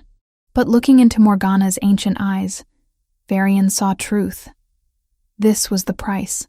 This was the cost of defying a curse that had claimed 8 generations. How do we proceed? He asked. Morgana smiled grimly. First, you must convince your Luna to accept the ritual. Something tells me she will resist sacrificing your years for her sake. Second, we must retrieve the grimoire Silvercrest. I have it here, you see. I have been its guardian for 3 decades, waiting for the one who would finally attempt to break the curse. She rose and retrieved a book from a locked chest. The leather binding was old, cracked, marked with symbols that seemed to writhe in the firelight. This was the object that had condemned generations of women. This was what stood between Isabel and salvation. Bring her to me, Morgana said. 3 days from now, during the full moon. We will perform the ritual then, or we will watch her fade into nothing. Varian took the grimoire, feeling its weight in his hands. Not just physical weight, but the accumulated suffering of every Silvercrest woman who had transformed, who had lost herself to the curse. He thought of Isabel drawing symbols in the dirt, struggling to communicate as language slipped away. He thought of their child, frozen in time, waiting to be born into a world that would give it only 13 years. I will bring her, he promised, and we will end this curse forever. Chapter 6. Betrayal in the Mountains. Varian returned to the camp with the grimoire Silvercrest clutched against his chest, and a choice that threatened to tear him apart. The ancient book felt heavier than its physical weight suggested, as if it carried the accumulated suffering of 8 generations of cursed women within its leather binding. His warriors looked up as he approached, questions clear in their expressions. Harvin rose from his position by the fire, concern etched across his weathered features. My lord? Did the witch provide answers? She did. Varian's voice came out hoarse. He sank onto a log near the flames, staring into the dancing light without truly seeing it. The curse can be broken, but the price. He explained Morgana's requirements. The blood offering he would give gladly. The destruction of the grimoire posed no moral dilemma, but surrendering half his remaining life, aging decades in a single night, dying young while Isabel lived on, raised questions he had not anticipated, and worse, far worse, was the revelation about their child. The baby would carry an amplified curse, transforming permanently at 13 instead of 25. Saving Isabel meant condemning their daughter to suffer the same fate, only faster, crueler, with even less time to find a solution. What will you do, my lord? Oswin asked quietly after Varian finished explaining. I will break the curse, Varian said without hesitation. Whatever the cost to myself. As for the child, his hands clenched into fists. We have 13 years to find a way to break an amplified curse. Perhaps by then, magic will have advanced. Perhaps someone will discover what 8 generations could not. I refuse to let Isabel fade into nothingness, simply because the future remains uncertain. The warriors exchanged glances but said nothing. They had followed their king into the wilderness on what everyone called a mad quest. They had witnessed him find his supposedly dead mate living among wolves. Whatever came next, they would support him. Varian spent the next day explaining the situation to Isabel. He found her in their usual clearing, surrounded by her pack. She watched him approach with those haunting violet eyes, and the mate bond sang between them, stronger now that they spent time together, rebuilding what 3 years of separation had strained. Using gestures and drawings in the dirt, he conveyed everything Morgana had told him. The ritual, the requirements, The consequences. Isabel's expression shifted from hope to horror as she realized what breaking the curse would cost.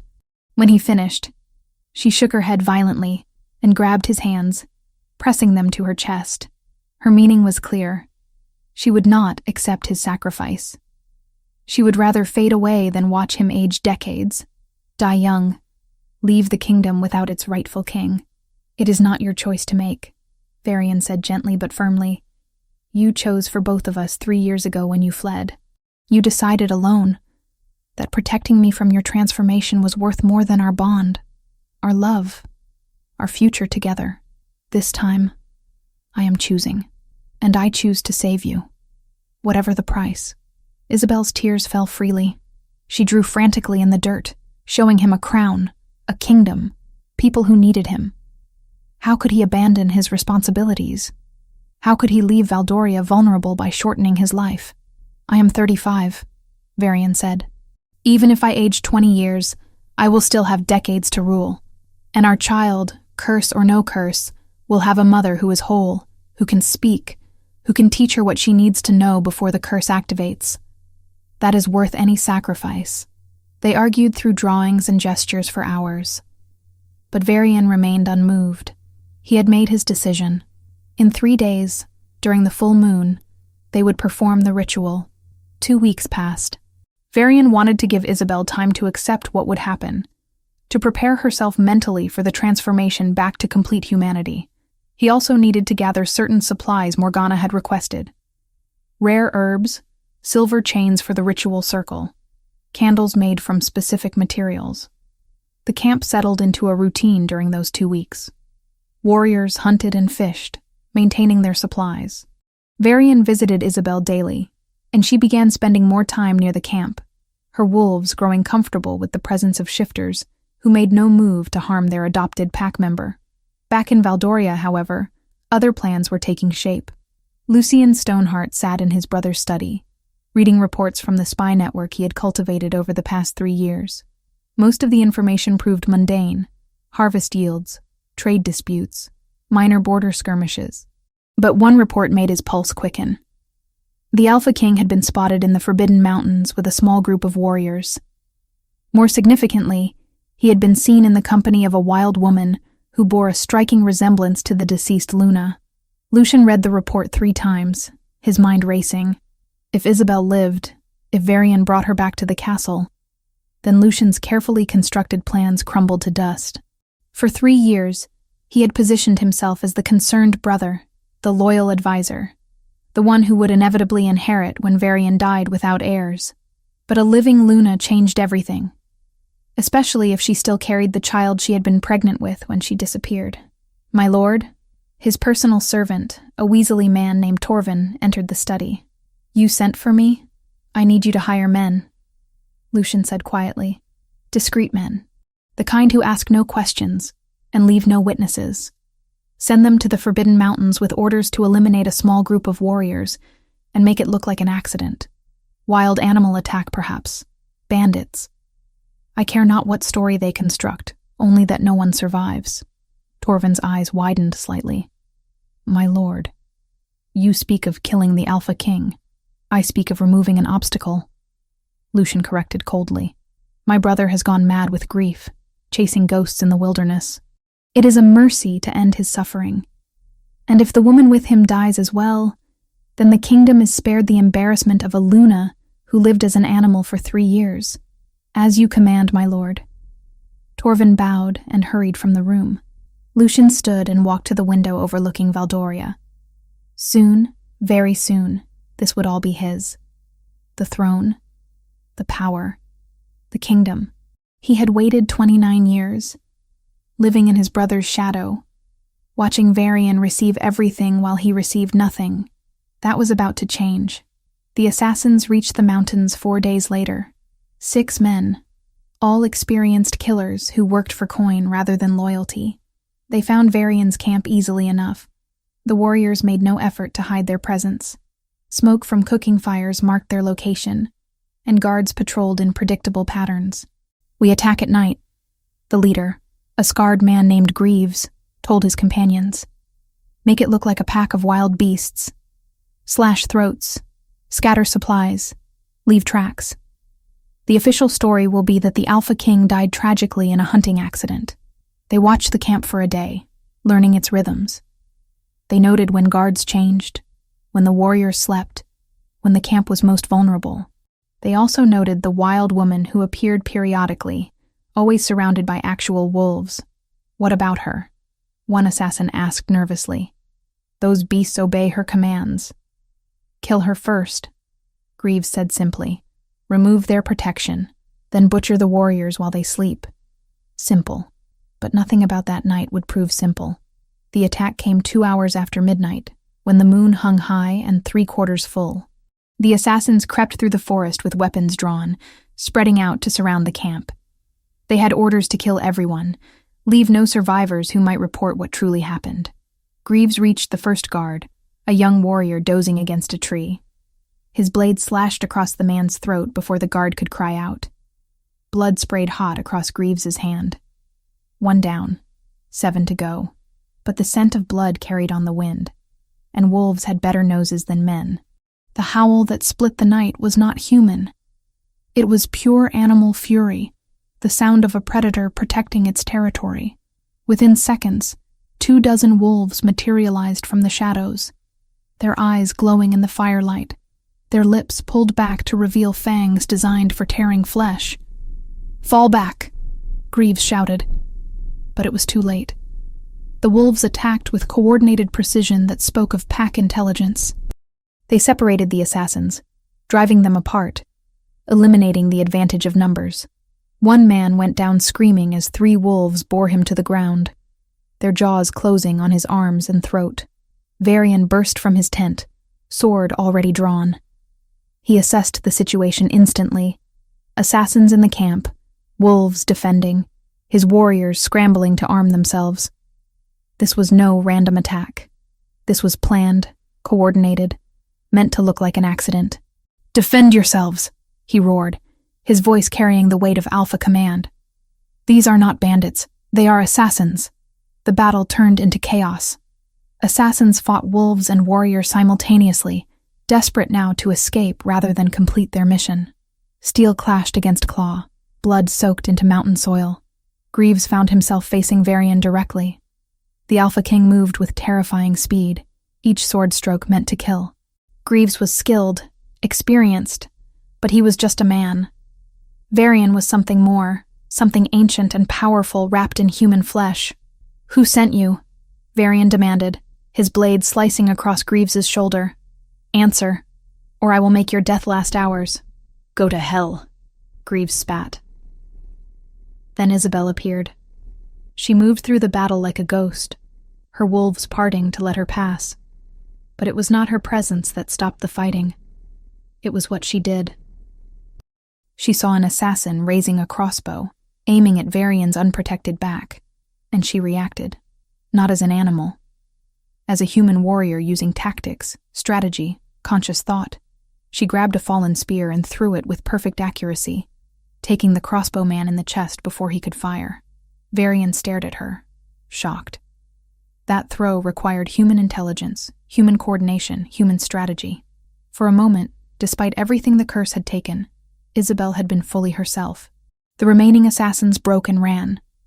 2 escaped into the forest. 4 lay dead or dying.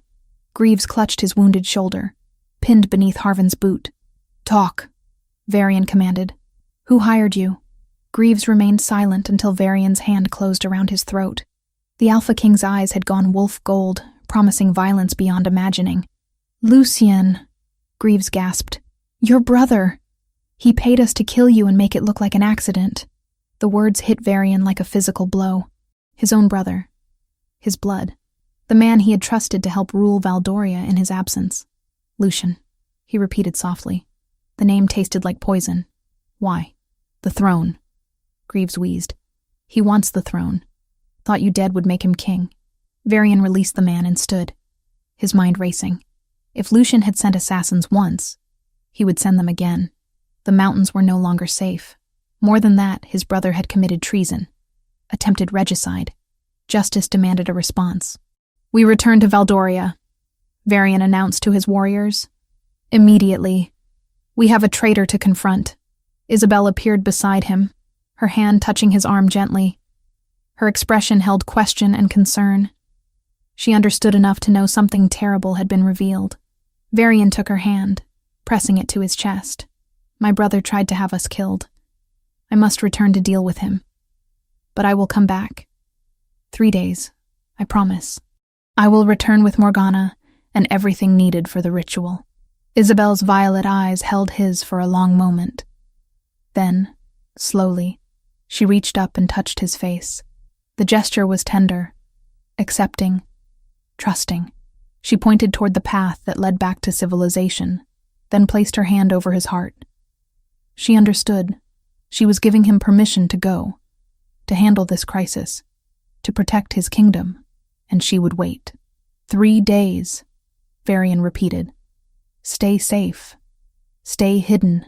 When I return, we end this curse forever.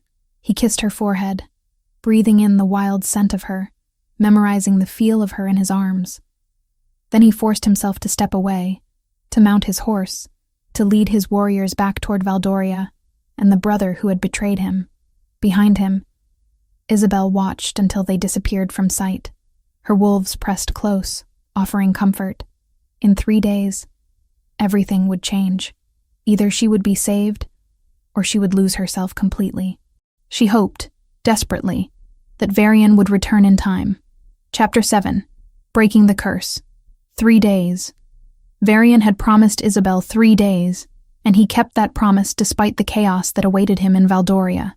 The return journey took 2 days of hard riding, and when the castle finally appeared on the horizon, Varian felt no relief, only grim determination. His brother had committed treason. His own blood had hired assassins to murder him. The betrayal cut deeper than any blade. He rode through the gates with his warriors flanking him, ignoring the startled cries of servants and guards who had not expected their king's return. Lucian emerged from the great hall, his expression carefully arranged into concern and welcome. Brother, thank the goddess you have returned safely. We received word of bandits in the mountains and I feared. Silence. Varian dismounted in one fluid motion, his hand going to the sword at his hip. You will speak when I give you permission, traitor. Lucian's mask slipped for just a heartbeat, revealing calculation beneath the concern. Then he recovered, raising his hands in a placating gesture. Brother, I do not understand. What accusations? Seize him. Varian's command sent his warriors forward. They grabbed Lucian's arms, forcing him to his knees despite his protests. Lock him in the dungeons. He will answer for attempted regicide. The courtyard erupted in shocked murmurs. Lords and servants alike stared in disbelief as the king's brother was dragged away, still proclaiming his innocence. Varian cared nothing for their opinions. He had evidence, a confession from the assassin, and most damning of all, his own certainty that Lucian would sacrifice anything for the throne he had always coveted. My lord, Lord Brennan approached cautiously. Surely there has been some mistake. Prince Lucien would never. He hired assassins to kill me in the mountains. Varian interrupted coldly. One survived long enough to confess. Lucien wanted me dead so he could claim the throne. Is that clear enough? Or shall I provide the corpses as evidence? Brennan's weathered face paled. My lord, forgive me. I did not know. No one knew. That was the point. Varian strode toward the castle entrance, warriors falling into step behind him. Gather the council. We convene in 1 hour. And send for Morgana Crowfield. Tell her the Alpha King requires her presence immediately. The next hour passed in a blur of preparations. Varian bathed, changed into clean clothes, and armed himself not just with steel, but with the authority of his position. When he entered the council chamber, every lord rose and bowed. He did not acknowledge them, simply took his seat at the head of the table. This council will address 2 matters, he announced without preamble. First, the treason of my brother. Second, the return of your Luna. The chamber exploded in shocked voices. Return of the Luna? She had been dead for 3 years. Was their king mad with grief? Varian let them talk themselves out, then raised one hand for silence. When he had it, He spoke with absolute certainty. Isabel lives. She has been surviving in the Forbidden Mountains for 3 years, afflicted by a curse I intend to break. I ride to retrieve her at dawn.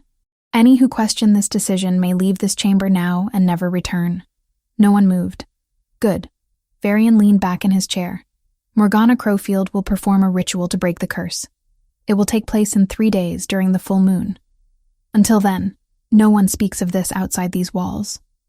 When the Luna returns, you will show her the respect her position demands. Am I understood? A chorus of agreement filled the room, though many faces showed doubt and fear. They would obey because he commanded it, but winning their true acceptance would take time. Varian did not have to spare. Morgana arrived that evening, riding a mule and carrying a pack that clinked with glass vials. She looked no different than she had in her mountain cabin, ancient and knowing, her green eyes seeing more than they should. "Alpha King," she said with a slight bow. "I have brought everything necessary for the ritual, the grimoire as well, though I see you have already retrieved it from where I left it for you. How did you know I would find you?" Varian asked, as he led her through the castle corridors. "I am a seer. I dreamed of this moment 30 years ago, when I was first exiled to those mountains. I have been waiting ever since for the one who would finally attempt to break the Silvercrest curse." She smiled grimly. "You are not the first to try, Alpha King, but you may be the first to succeed." They departed before dawn, a small group consisting of Varian, Morgana, Harvin, and Oswin. The witch rode her mule while the others took horses, traveling quickly back toward the mountains and the woman who waited there. They reached the clearing, where Isabel had made her home by midday. Varian called out, announcing his presence, and within moments she emerged from the trees. Her wolves surrounded her as always, but they did not growl when Morgana dismounted. Isabel looked worse than when he had left 3 days ago. Her movements were more animal than human. Her eyes held less recognition. The curse progressed rapidly now, consuming what remained of her humanity. They had perhaps days before she was lost completely. "Lady Isabel," Morgana said gently, "I am here to help you, but you must come with us. The ritual requires tools I do not have in these mountains." Isabel's violet eyes moved from Morgana to Varian, questioning. He dismounted and approached slowly, offering his hand. "Trust me, please. One more time. Trust me." She took his hand. The journey back to Valdoria took longer with Isabel walking alongside the horses, her wolves trailing at a cautious distance. When the castle came into view, she stopped, fear clear in her expression. Varian dismounted again and stood beside her. "They will stare," he warned. "They will whisper and judge, but you are their Luna, and I am their king. No one will harm you." "I swear it on my life." Isabel nodded slowly and forced herself forward. The courtyard fell silent when they entered. Servants froze mid-task. Guards stared openly. The wild woman, clothed in pelts, surrounded by actual wolves, bore little resemblance to the refined Luna who had disappeared 3 years ago. Yet her face, beneath the dirt and tangled hair, was unmistakably Isabel Silvercrest. "Prepare the East Tower," Varian commanded. "Food, water, clean clothes. My Luna will require them." As if his words broke a spell, people rushed to obey. Isabel was led away by female servants who approached cautiously, speaking in soothing tones. Her wolves remained in the courtyard, restless, but obedient to some unspoken command from their adopted alpha. That evening, the council demanded an audience. Varian granted it, though his patience wore thin. "My lord," Lord Brennan began carefully, "the court is concerned. The woman you claim is Lady Isabel appears changed. There are those who question whether the curse that afflicts her might contaminate the royal bloodline. Some suggest it would be merciful to execute her." Varian's voice could have frozen fire. "Is that what you suggest, Lord Brennan? That I murder my mate because she carries a curse not of her making? My lord, please understand. We think only of the kingdom's welfare. Then think of this." Varian stood, towering over the assembled lords. "The woman in that tower is your Luna. She carries my child, the heir to Valdoria. Any man who speaks of harming her will answer to me personally. And I promise you, my justice will not be gentle." The threat hung in the air like a blade. No one dared speak further. 2 days passed in tense preparation. The tower room was cleared and cleansed. Morgana inscribed symbols on the floor, using chalk mixed with silver dust. Candles were arranged in precise patterns. The grimoire. Silvercrest sat on a pedestal at the circle's center, waiting to be destroyed. Isabel spent those days in her chambers, tended by servants who reported she barely ate, barely slept, and responded poorly to attempts at conversation. The curse consumed her faster now, as if sensing its impending destruction and racing to complete its work. On the night of the full moon, Varian went to her chambers personally. He found her standing at the window, staring at the moon with vacant eyes. When he spoke her name, she did not respond. He had to touch her shoulder before she turned, and even then, recognition took long seconds to dawn. "It is time," he said gently. "Are you ready?" She stared at him, then slowly raised one hand to touch his face. Her fingers traced the lines around his eyes, the gray in his hair. Then she placed that hand over his heart and shook her head. A universal gesture. "Do not do this." "I am doing this," Varian said firmly. "You chose to protect me 3 years ago. Tonight, I choose to save you. Accept it." He led her to the tower. Morgana waited inside the ritual circle, her expression grave. The full moon shone through the open roof, bathing everything in silver light. "The Alpha King must offer his blood willingly," Morgana explained as they entered the circle. "Lady Isabel, you must accept his sacrifice. And when I burn the grimoire, you both must hold on to each other, no matter the pain. Do you understand?" Isabel looked terrified, but she nodded. Morgana began to chant in a language older than kingdoms, older than written history. The air grew thick with power, making it hard to breathe. Varian drew his knife and cut across his palm, letting blood drip onto the symbols drawn on the floor. The moment his blood touched the silver dust, it ignited in white flame.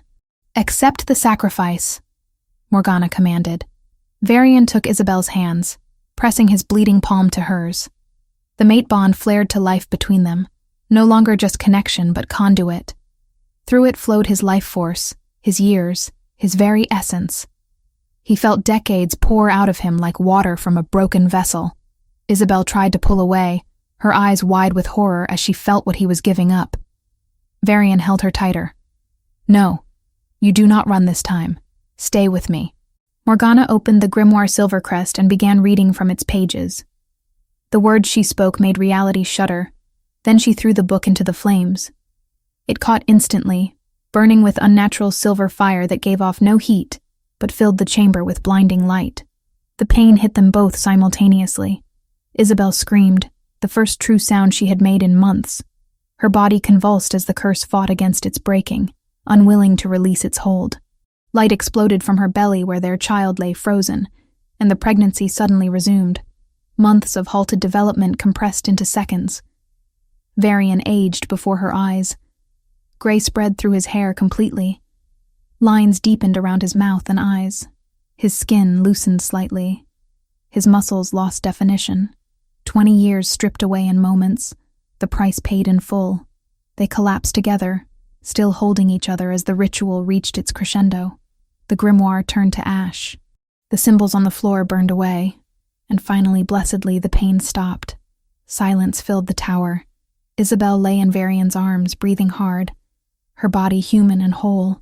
She opened her mouth, and this time, words emerged, broken, hoarse from disuse. But words nonetheless.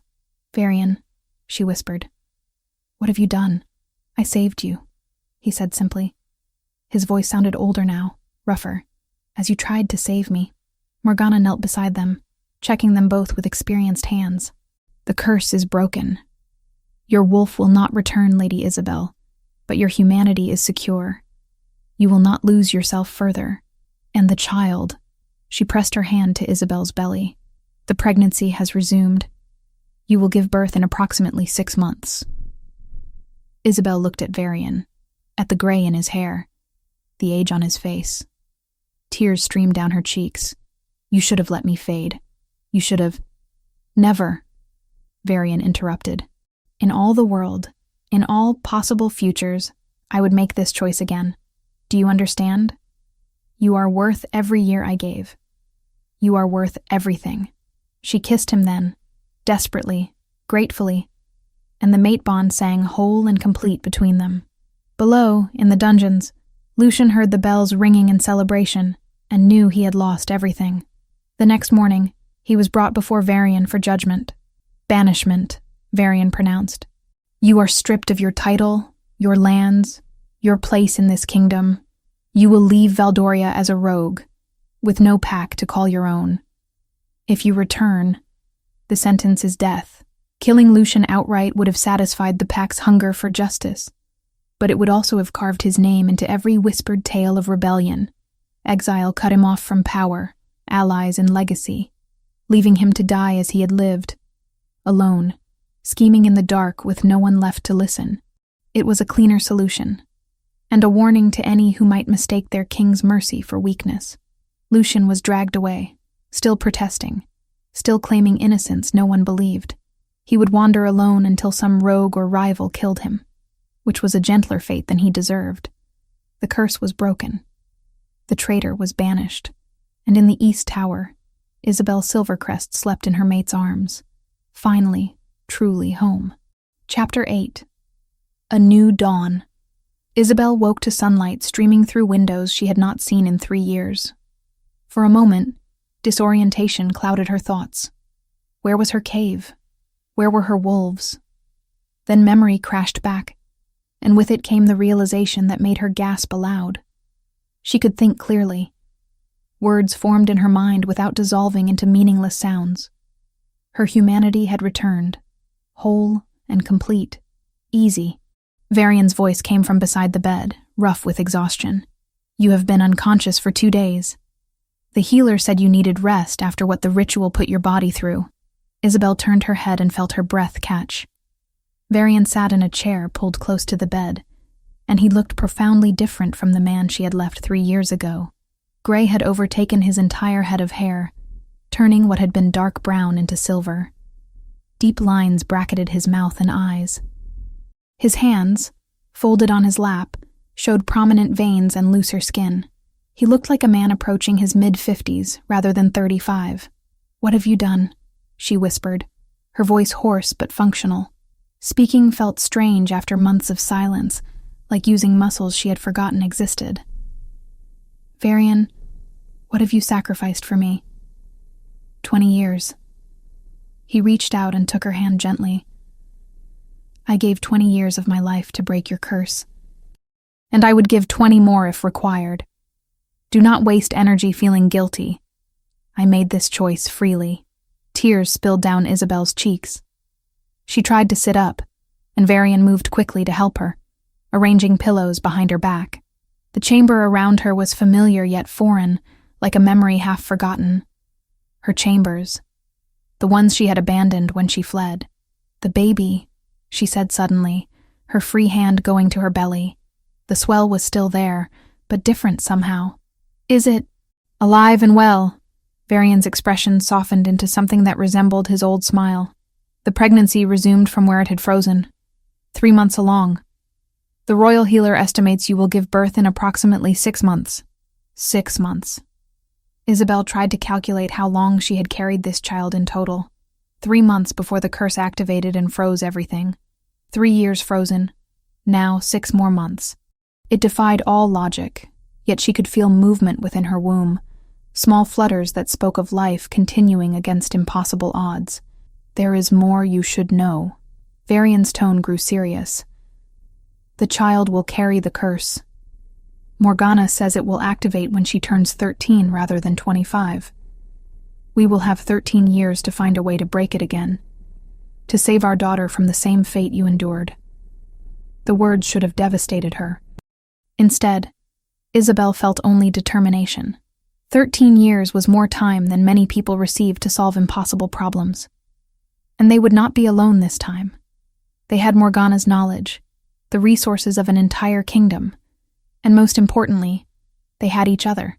"Then we have work to do," she said firmly. Her voice grew stronger with each word, as if language itself was flooding back into her consciousness. 13 years to research blood curses, to find ancient texts, to consult every witch and mage in the kingdom. Our daughter will not suffer as I did.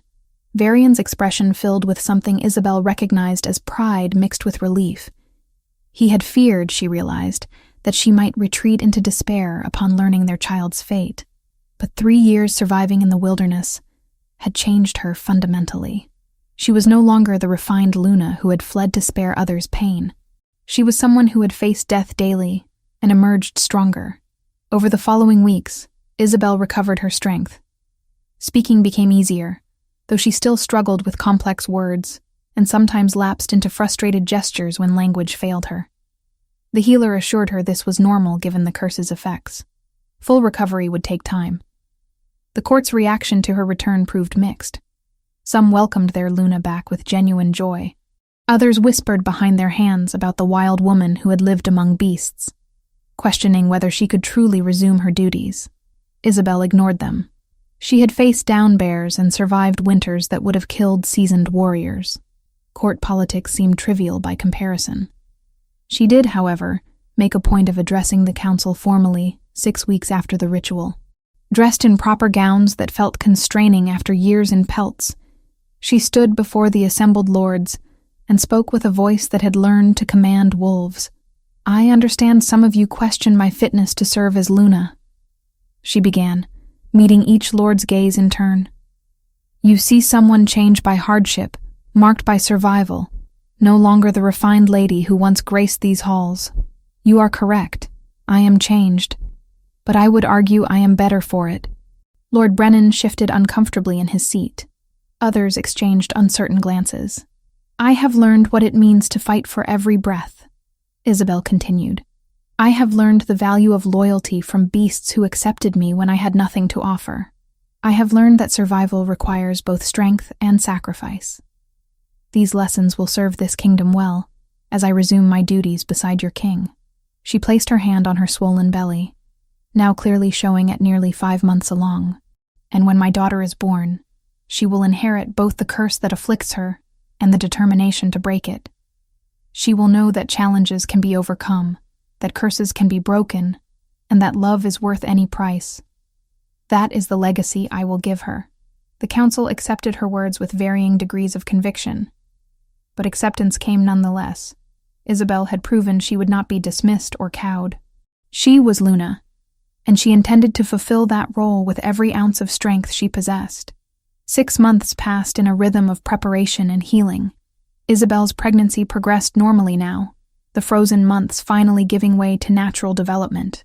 She worked with Morgana weekly, learning everything the witch knew about blood curses and how they might be broken or modified. Together, they began assembling a library of texts on curse breaking, determined to have answers ready when Isabel's daughter turned 13. Varian governed with the wisdom age had granted him, though that age had come artificially. He looked older than his years, yet he moved with undiminished strength. The sacrifice had taken time from his life, not his vitality. Isabel caught him sometimes staring at his reflection with an expression she could not quite read. Regret? Acceptance? She never asked, fearing the answer. The first snow fell on a morning in late autumn, transforming Valdoria into something beautiful and pristine. That same day, Isabel's labor began. The birth was difficult, made more complicated by the curse's lingering effects on her body. But Isabel had survived worse than childbirth. She bore down through pain that would have broken others, supported by Varian's steady presence and the healer's skilled hands. As dawn broke over the kingdom, 2 cries filled the chamber. "Twins," the healer announced with wonder in her voice. "My lady, you have given birth to twin daughters." Twins. Not one child carrying the curse, but 2. Isabel felt a moment of panic before Varian pressed the first baby into her arms. The infant had stopped crying, her tiny face scrunched and red, her eyes when they opened showing brilliant blue identical to her father's. "Elise," Isabel said softly. The name came to her without thought, feeling right in a way few things had since her world had fractured 3 years ago. The second baby was placed in Varian's arms. When she opened her eyes, they were violet, Isabel's own rare color, passed down to this tiny life. Freya, Varian said, his voice thick with emotion. Morgana examined both infants carefully, her expression grave. The curse is present in both, she confirmed. Divided between them, which may actually work in our favor. When they turn 13, we will need to perform the ritual for each separately. But we have time to prepare. 13 years. It seemed simultaneously forever and impossibly brief. The kingdom celebrated the birth of the royal twins with feasts and festivals that lasted a week. Nobles who had questioned Isabel's return found themselves swept up in joy too powerful to resist. The Alpha King had heirs. The royal line would continue. That was what mattered. But Isabel made one request that raised eyebrows throughout the court. She wanted the wild wolves who had protected her brought to Valdoria, not captured or caged, but given sanctuary, land in the northern mountains, protected by royal decree, where they could live undisturbed. They saved me, she told the council when they questioned the expense. When I had nothing, when I was losing myself piece by piece. They gave me family. I will not abandon them now that I have everything. The wolf sanctuary was established within months, with Harvin commanding the rangers who patrolled its borders, and Oswin leading the guard post that watched the mountain pass below. Isabel visited regularly, her daughters bundled against the cold, introducing them to the beasts who had been her pack. The wolves remembered her, the alpha male she had once called Shadow, greeting her with gentle chuffs and accepting the scent of her cubs. More than that, Isabel used her experience to establish laws protecting cursed shifters throughout Valdoria, with seers like Ilara formally recognized as royal allies rather than exiles on the fringes of the realm. Those afflicted with magical maladies would no longer be cast out or destroyed. They would be given sanctuary, support, and every possible resource to break whatever curse afflicted them. It was a radical change in policy, one that earned her both praise and criticism. "Let them criticize," Varian said one evening as they stood on their private balcony, watching the moon rise over the kingdom. Elise and Freya slept peacefully in cradles nearby, watched over by trusted nursemaids. "You are giving hope to those who had none. That is worth more than the approval of fools." Isabel leaned against him, marveling at how solid he remained despite the silver in his hair and the lines on his face. "Do you regret it?" she asked quietly. "The years you gave up, the youth you sacrificed." "Never." His arm came around her shoulders, pulling her close. "I lost you once and spent 3 years in a grief that nearly destroyed me. I would give 100 years rather than face that again." From the mountains in the distance came the sound of wolves howling at the moon. Isabel recognized Shadow's distinctive voice among them, calling to the pack he led. She had been part of that pack once, neither fully human nor fully beast, surviving in a liminal space between two worlds. Now she stood in her rightful place, Luna of Valdoria, mother to 2 daughters who would face their own battles with curses when the time came. But they would not face those battles alone. They would have parents who understood sacrifice, who had proven that curses could be broken, that impossible odds could be overcome through love and determination. "They will be extraordinary," Varian said, following her gaze to where their daughters slept.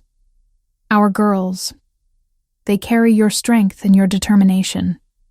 When the curse activates, they will face it with everything we can give them, and we will break it," Isabel said with absolute certainty. "Just as you broke mine, whatever it costs, we will save them."